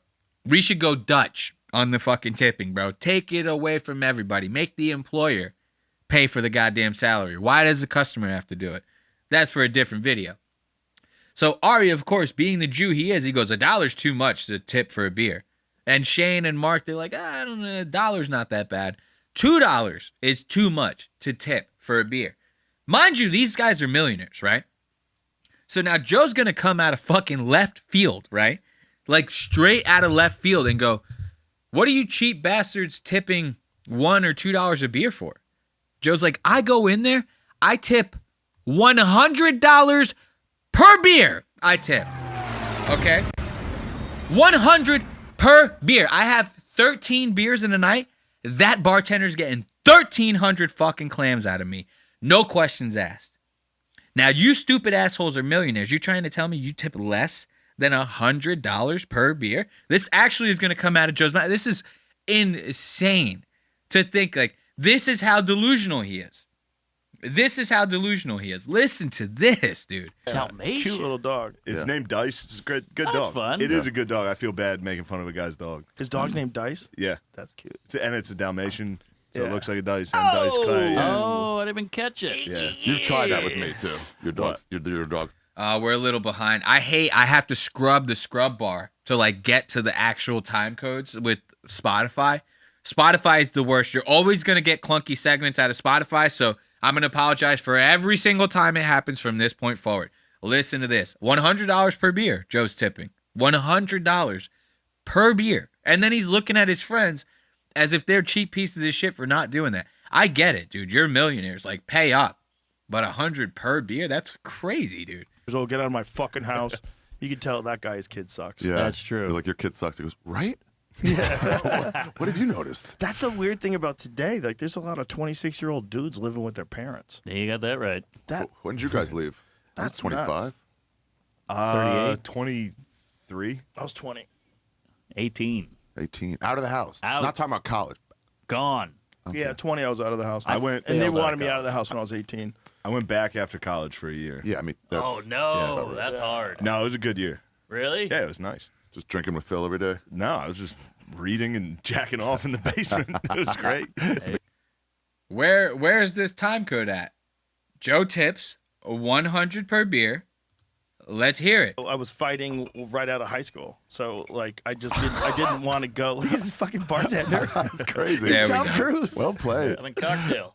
So I understand why they wanted me out of the house. Like you're living an unrealistic life. Nailed it. Yeah, Mark, that was great. That was really good, That was actually. low key great. Hey, Is all that right. like the least Low-key, impressive skill of all time? Like someone makes Yeah. a drink by spitting bottles in the air and Also, doing all that shit. whoever wants it, Yeah. if you see them doing it, like, just make the drink. I just want to drink. Yeah, I don't need a witty bartender. Right. I No. mean, if you're really that funny, you should go do stand up. Went The bartender, the rude bar. That's Joe's go-to. Every time somebody's hilarious, Joe's like, yo, you should go do stand-up. Joe's flooding the fucking market. All his comedian friends are like, please, Joe. Like, we're all fighting for fucking gigs at the mothership right now. We all moved to Austin because of you. Big J just talked about this earlier. We're all literally clawing at the wall to get spots at your club because we all moved here because of you. And you're just telling everyone who tells one funny knock-knock joke to do stand-up. What are you doing? Now listen, they're about to talk $100 per beer. Joe's tipping. Bartenders are there. Oh, that's the worst. Oh, like I that. hate What do you want? Yeah. Yeah, we don't have Yeah. that. And then they walk away. You go, what the fuck was that? Yeah. Yeah, right. Especially like if you're a good tipper. You're like, come on, man, don't make me not Yeah. tip you. I Yeah. want to tip you well. I want you to have a good experience here. I don't want this to be Oh, bad the for either one of standoffish us. bartender. $1 for Sassy. a beer, though. Sassy fat Can we white get one. rid of that? You open a beer cap. $1? A buck is I forgot. Mark is actually the bigger Jew than Ari. It was Mark that brought it up. $1 a beer? Whoa. Who's tipping $1 a beer? What are we doing here, man? It's crazy. a max.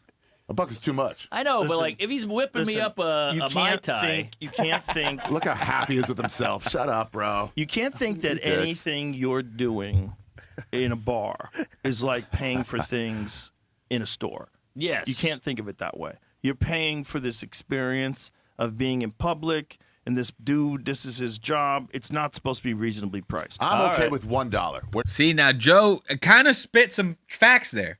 Like you're not supposed to treat the bar like you treat something that you're buying in a store.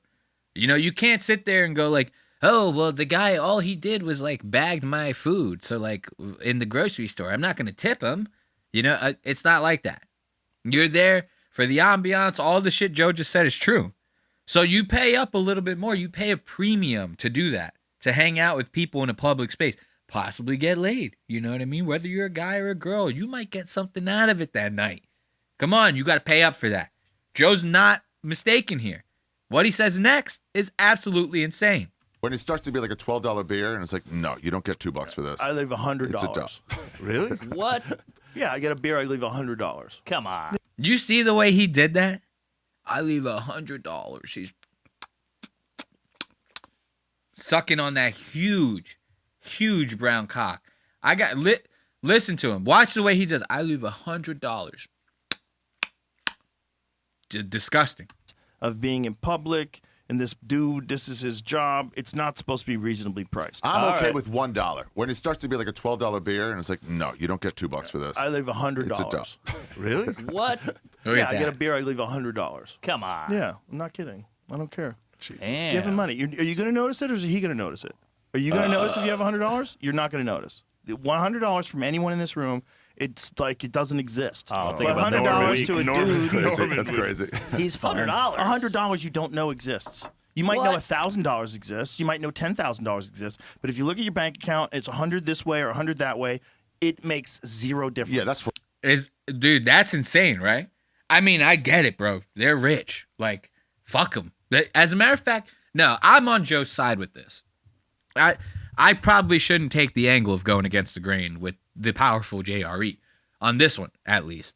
I'm on Joe's side with this. I think that they should tip $100 per beer. As a matter of fact, I think every single comedian who's got $1 million or more in their bank account should tip $100 for every single thing that they do.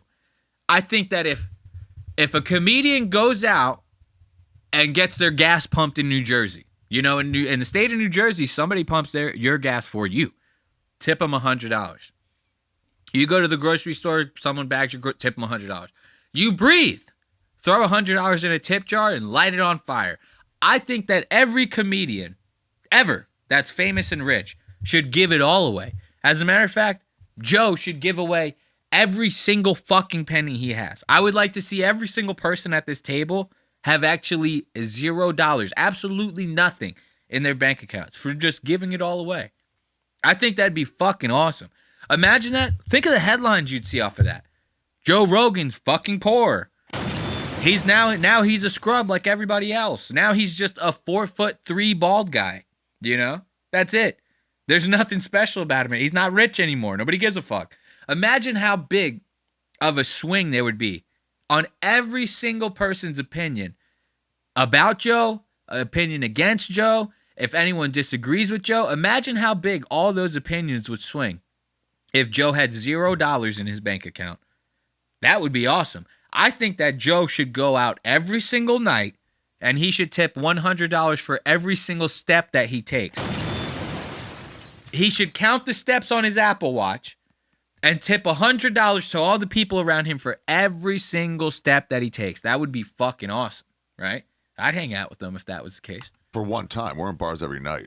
Good How point. often are you doing it? That's Good point. That's 700 We bucks work. a Yeah, bar. we go to a lot of Bar hopping. Spend a little money. Yeah, we'd spend $8,000 by the end of the night. Buying the drinks. Yeah, good. Perfect. Did you guys Good get night. after it last night? Good. Perfect. Joe. Good. Perfect. It's a good night. Yeah. Fuck you guys. You guys got nothing. You know? You're nothing to me. You guys don't have the money that I got. I got $100 million in the bank, man. What do you got? You know? It's crazy, dude. Now watch. Listen. Mark. Well, let's see. What's the next time code? 12942. Guess what this time code's labeled? This one's labeled Mark throwing up all over the mothership. That's what this is. The next time code's labeled. Let's see. So we're at what? 128.32. Let's go up a little bit more. Let's listen to Mark talk about this, dude. So Mark, he's talking about how like they get tuned up when they're at the mothership in the green room, right? So by the time half of these dudes are getting on stage, they're all wasted out of their goddamn minds. So Mark's about to talk about a time where he was about to get on stage, just started puking his ass off, passed out, was laying on the floor next to a pile of throw up and shit. And he was hoping Joe wouldn't bring this up. Listen to this. Joe, you're repeating jokes. You don't remember what the fuck you're talking about. Did I say that? You have to have like a very set order if you're going to do 2 or more shows. And there's too many I did it this last weekend. I was like, at, like the last show of the set. It was just like, no way have I said this. And then you start laughing. You're like, are you laughing at me? Yes. Did I repeat this? And you're laughing at me? Will you tell me? It also looks the exact same too. Yeah. Like from your perspective, it's just a light in your face. Right. And you can't really see anyone. Well, and the problem is when you're doing long sets. sets too. It's like long sets are like a zone you get into, and when you're in the zone, you're kind of like, you're kind of like riding it. Right, you're kind of like riding the show. Which joke do I feel like right now? None of us have scripts, right? So it's like you're there's no riding with it. You're fucking around. You're riding with it, and so you forget where you are on the ride because you're on the ride again. Yeah. Like, is this the first part of the ride? Have I done that bit yet? Oh my god, I'm so out of order. And what it's do I later do? in the night, so I've been drinking too. So now you add that to the mix. Now I'm shit faced. Yeah. Like These the people are time, getting a time show. we went back to the mothership. Look, Joe outed him. You remember that time you went back to the mothership? Now you hear Mark. Mark's in the background like, oh, man, I was hoping that we'd leave that one off air, Joe. It's not cool. Joe's like, oh, yeah, I just outed your shit in front of everybody. Listen to this. Mark was puking in the backstage at the mothership, throwing up all over the goddamn place. Ends up passing out on the floor, right? And doesn't even clean any of it up when he leaves. Listen to this. I was hoping you forgot about that. Oh, how could I ever? No, it was Mark's great. like, You threw up behind the stage and went to sleep. Yeah, You went to my own vomit. sleep. You went to sleep a foot away from your own puke. The levels you'll allow when you're drunk. It's just like, it's fine. It's fine. that This was is a bad. good spot. Yeah. I went to the club the next day and I was like, sorry, I puked. They're like, yeah, we know. And some guy's holding a mop. I was like, I set up an edible arrangement. The edible arrangement was very thoughtful. Yeah, it's thoughtful. It's so thoughtful. You know what would have been even more thoughtful? If he would have cleaned it the fuck up. Listen to this, man. These guys, like, you'd think that you could just do whatever the fuck you want, bro. It ain't like that, okay? You get drunk, you gotta handle your shit. If I was Joe, I wouldn't even be laughing about that. I'd be like, motherfucker, you want to get banned from the club? You want to not come aboard the mothership no more? You know what I mean? Yo, clean that shit up. Don't make my guys clean this bullshit up for you. You're not a goddamn child. We need to fix this. So let's go to the next time code. Mark's about to talk about how he got sick from eating ass. He was eating so much ass. This guy, he was eating so much goddamn ass, bro. To the point to where it got him sick. Did you even know that was possible? I didn't even know that was possible. To eat so much ass that it actually gets you sick. Like, that's kind of fucking nuts, bro. Like, that's actually kind of crazy. Listen to this. Going, you're really just tightening that rump. I feel like it goes away, though, as soon as you get on stage. You get a little fight or flight, but every now and then, you just like, I had a crazy meal. I had oysters in the green room, and you're like, ooh. Oysters in the green room. When do you order oysters in the green room? I order everything on the menu. Even Key West doesn't have Free that. food. Pull up a photo of me doing my Comedy Central Stop bragging. a half hour a while ago, but I have a crazy virus, and I was shitting myself on stage, like gurgling. While butthole. you were doing the special? My big taping. It was like the biggest I had ever done, half-hour special, whatever. Oh, man. I looked I wanna so see fat, this. I'm sweaty. I had a H. pylori. You get that from eating ass. Oh, H. pylori, huh? This guy's got it from eating ass. You know what I mean? That's some crazy shit. Imagine you eat ass that much to the point to where it makes you sick. As if it's like cheesecake or something like that. That's how much you're eating ass. Like, you can't eat like a whole cheesecake in one sitting because you'll get sick. It's like too much in you. That shit'll sit inside of you like a rock. Or it's like when you eat food too fast. You can't do that. That shit'll make you sick, man. You know? So imagine eating so much ass that it actually made you sick. Like you ate so much of it, your body couldn't take it anymore. Your body's like, please, can we get some actual food in us for once? You know, please. I'm gonna start. Your body's fighting back because you haven't eaten in days. Because the only thing you've eaten is ass. You know that you can't live like that, bro. Listen to this guy. He's gonna talk about it, and then you're gonna see what he looks like, dude. He looked insane. I didn't even know that was a thing. When I saw the way he looked off of eating just a smidge of ass, I was like, I don't think that's for me, bro. Like, I couldn't, I thought about it a couple times. It seemed enticing once or twice. Sometimes you meet a girl with a cute one, right? It's just never really dove into it. I never took the leap. And I always thought maybe it could be okay. Maybe. And then I saw what this asshole looked like after eating a smidge of booty. I don't know about that one. A crazy virus, and I was shitting myself on stage, like gurgling. While butthole. you were doing the special? My big taping. It was like the biggest I had ever done, half-hour special, whatever. Oh, man. I looked wanna so see fat, this. I'm sweaty. I had a H. pylori. You get that from eating ass. Yeah, you consume feces. First of all, congratulations. Thank you. Damn, not even just eating ass. He was eating the poo-poo. He was eating the poo-poo. You ever see that African guy? There was like this video that was it was like a preacher from Africa talking about gay people, and he's like, they eat the poo poo, they eat the poo poo, the gay people eat the poo poo. Like he's talking, they saying they fuck each other in the ass and then they eat the shit afterwards. You have to be like, you don't know, you have no idea what gay people are if that's what you think is actually going on. I mean, it might be. I don't know. I don't know anybody. I have a gay brother. That's about it. Haven't talked to him in 27 years. Not because he's gay, though. He's just an asshole. But, yeah, this guy, he's been eating so much ass that he's even getting the residuals. He's getting that poo-poo down his gullet, right? And this is fucking up his system. Gave him a little bit of that H. pylori. So he has a Comedy Central special coming out, right? This is back when Comedy Central was actually relevant. And, he gets that H. pylori. He goes to Comedy Central. He's like, guys, we got to reschedule. I'm sick as fuck. And they tell him to fuck himself and that he's going to either be on stage or they're going to just axe the whole goddamn thing. So he gets on stage looking crazier than hell. Watch this. It was a fat... What was his name? Hey. He said fat. I was like, I got to get it in quick. It's all about timing. It was John Panette. Oh, wow. You do look Holy sick. I'm wearing a ton of makeup, but I'm like bloated. Bro, what the fuck? Look like a chubby. Bro, look at Mark. Mark looking actually insane. Spotify has hands down the shittiest HTML5 player I've ever seen in my life. It goes gray when you pause. It fucking is like super sensitive to the touch. You can't zoom in on the shit. So Mark looks crazy. And then you see Mark over here, the difference, bro.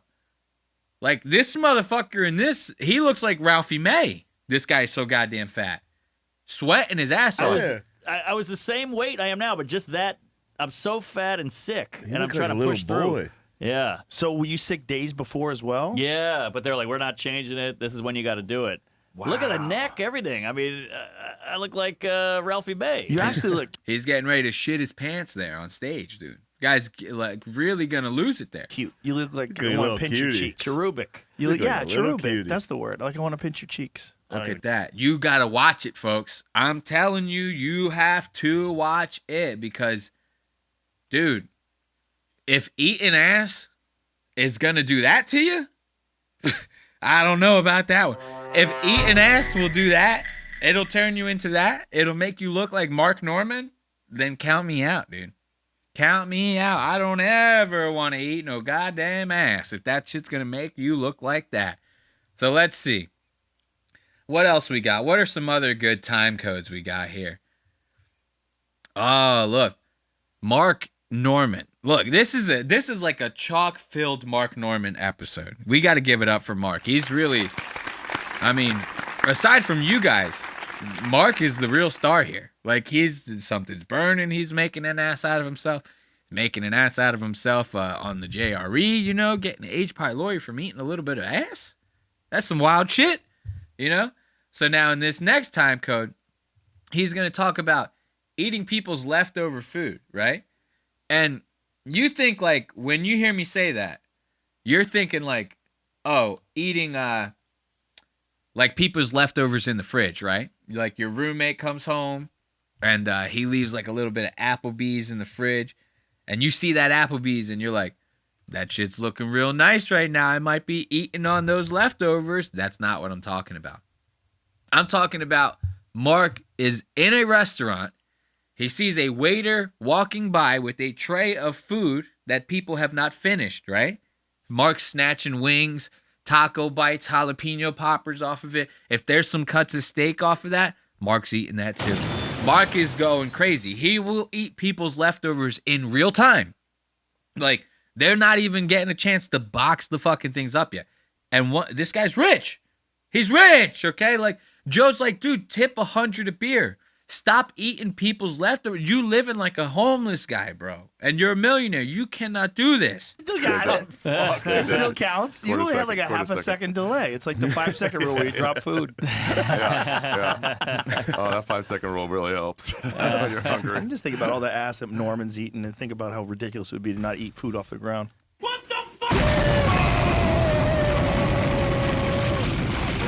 Oh, I had to swallow real fast because that one got me. I just think about all the ass that Mark has eaten, right? And how he just won't eat food off the ground. Joe, I hate to break it to you, bro, but you're about to get the hugest reality check. This guy will eat food out of somebody's ass, you know? This guy will eat like those, like Lana Rhodes, dude. He'll eat cereal out of somebody's gaping asshole, Mark Norman. He don't care where the food comes from. He's eating it. Facts. Yeah, you got to do it. He eats fucking leftovers at restaurants. I ate yours when you went to the bathroom. Why not? At breakfast. Norman just would see, like, at the cellar, stuff coming back, and he goes, whoa. Well, I'm telling you. What? Bro, this guy, okay. It works. This has never not worked for me. You Listen. go up to a table that's been sitting there for a while at a restaurant, you go, you want me to clear this out of the way? And they go, oh, please. And you just take their wings. Wow.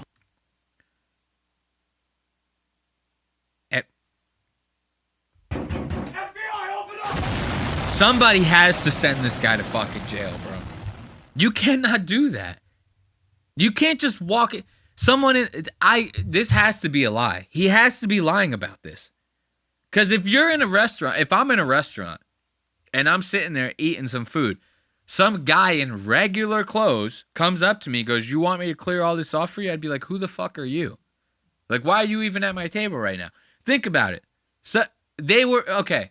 This is why I have to poke holes in this story. This is the shit that when I watch these podcasts, this is why my podcast exists. When I watch these and listen to these, that's what goes through my mind. I go, wait a minute, there's a lot of holes in this goddamn story. Like, okay, a group of people, they go into a restaurant. They meet a server or a hostess, right? Or a host. Person probably wearing a uniform. That person then brings them to a table, goes, your server will be here with you in a second. Then they meet the server, who's probably in a uniform. Then you kind of are just subconsciously looking around the restaurant, and it's very easy to spot the people in uniform. So it doesn't even take that much brain power for your mind to subconsciously go, okay, everyone who is not those people are all customers, just like me. Not that hard to put together in your mind. You don't even have to be thinking about it. Your mind does it on its own. And then that server comes, takes your order, brings drinks to you, has been waiting on you for 45 minutes until you're halfway through your meal. And Mark seems to think that he can then go to that group of people who will immediately recognize him as another patron of the restaurant, just like them. And he thinks that he can go up to their table and go, hey, you guys want me to clear all this off for you? They're going to be like, wait, are you Mark Norman? Like, you know, they're going to be like, what the fuck are you doing? I know I would. I'd be like, dude, I'd be like, what are you? I'd pull out pepper spray. I'd start spraying him in his goddamn face. Never not worked. And you just eat their wings? Yeah, it's wings. But then they find out that you're not working there. Well, It doesn't matter. They want it out of the way. They probably watch. That guy just took our wings. He's eating them. See, Joe knows what time it is. I forgot to even mention that part. Then Mark takes the wings and goes back to his table and sits down. Now the whole table was looking at him like, oh, that guy's homeless. Now they're probably all sitting there contemplating, because I'll tell you, people who don't follow comedy, they don't know who comedians are. We talked about all this with Ethan. Ethan claims to be a comedian, so he should know who those comedians are. If Ethan just didn't make that claim and was just a regular podcaster like he should be labeling himself as, it would make sense for him not to know who Ralph Barbosa and Nate Bargatze are. It would make sense for him not to know them, because people who don't follow comedy, who don't watch comedy podcasts, they don't know who comedians are. Comedians are not like other celebrities, right? So they're going to see this random guy. They're not going to see Mark Normand and be like, oh, this is like Bill Murray doing like a bit or something. They're going to just see some random guy steal their wings. They're going to think you're homeless. So they're going to be like talking to the server like, hey, can we pay for that guy's meal? You know, he seems real down and out. He seems a little retarded. Does he need anything? Yeah. They've never questioned it. They just run away. That's so weird. How many times have you done that? Oh, geez, a dozen. Norman is the biggest Jew I know. A dozen. But he's just saying a dozen. This guy's been doing this probably all his goddamn life. All his goddamn life. Now listen to this. Joe and them throughout the episode had been talking a lot of shit to Shane, saying like, oh, you guys remember that time we were drinking and Shane and Ari started wrestling and Ari had tapped Shane like 3 different times. You guys remember that? And Shane starts getting upset. Shane's like, that never happened, bro. I'm like, All-State. I went to fucking Western University. Fucking, he's like real big on that. He's like, Ari never tapped me, bro. Only Joe can tap me, bro. Like, so Shane starts getting upset about this.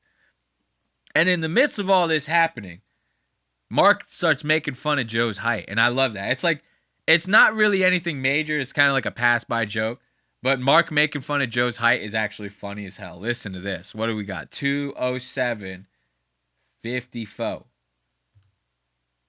There we go. That should be good enough. Let's listen to this. Green room hangs. And when you crack on him, he laughs hard. Yes. You know, that's the key. Like a dude who could take a joke. Yeah. You know, some guys are really good at dishing them out. I can take a joke, but Ari did not tap me twice.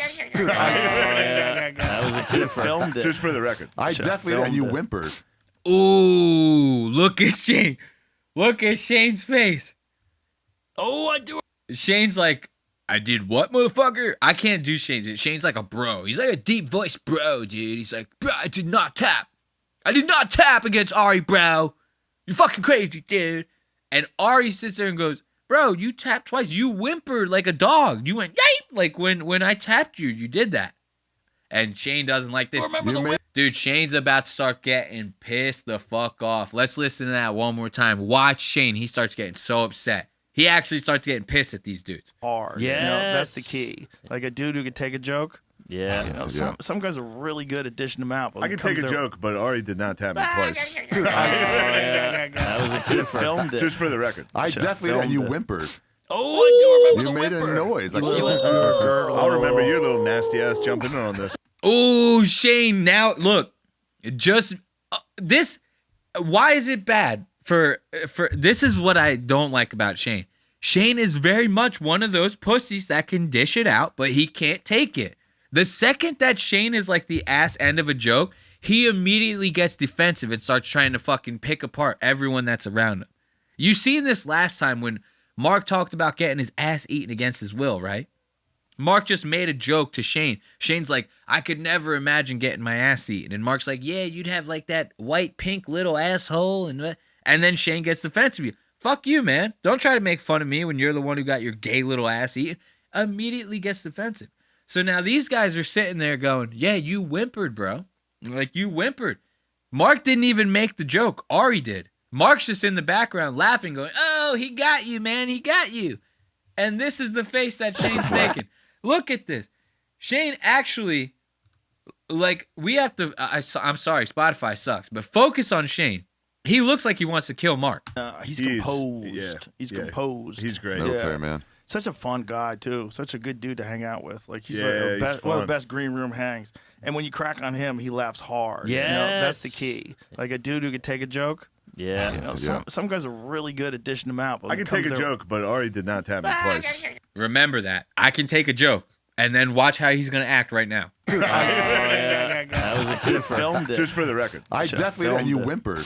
Oh, I do remember the You made whimper. a noise. Like, I'll remember your little nasty ass jumping in on this. Deflect. I'll remember you faking, you cocksucker. I got it right on top.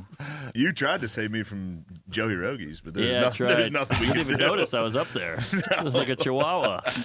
See, look, now he's trying to bring it back. Dude, Shane got real in that moment. Like, Shane was really fucking upset in that goddamn moment, dude. Like, that's not real. You trying to tell me that's not real? That's real. Shane got pissed. And then, of course, they try to save it. Shane's like, oh, yeah, I'm on air. He's like, oh, yeah, you did try to save me when Joe got on the... Yeah, man, I appreciate it, bro. Yeah, man, this fucking rocks, bro. Like, Ari didn't tap me, though, bro. I didn't whimper, bro. I'm fucking all-state football, bro. I'm fucking solid, bro. Bud Light. You know? Let's give it up for Shane. You know, good old Shane. Total fucking prick, that one, huh? You know? So let's see. Let's get out of this. Let's turn this off. Let's get a little bit of tunes going, if you know what I'm saying, right? Because this is usually the worst part about Lost Docs Media. It's the end of Lost Docs Media, unfortunately. So let's get that music going. Turn it up a little bit. And as always, I'd like to thank you on joining me for yet another week of Lost Docs Media. As we just delivering the greatest jamokes this side of the fucking internet, baby. If you want to support the show, or if you just want to stay up to date with all things Lost Docs Media, be sure to check out lostox.media. That's lostaux.media. There you can buy merch. You can check out episodes on there. You can, I don't know. You'll see, man. Just check out the website. There's a bunch of good shit on there, okay? We got video on YouTube and video on Spotify. Those go up Wednesdays at 4 p.m. Audio goes up on Spotify, Apple Podcasts, and anywhere else your podcasts live, Wednesdays at 5 a.m. Why do we do it that way? We do it that way so you can listen on your way to work, and when you get home from work, you can watch it. Of course. Just like every week, I'm stoned as hell at the end of this, so I'm just going to bid you adieu and bid you farewell until next time. Goodbye. I know how it seems. I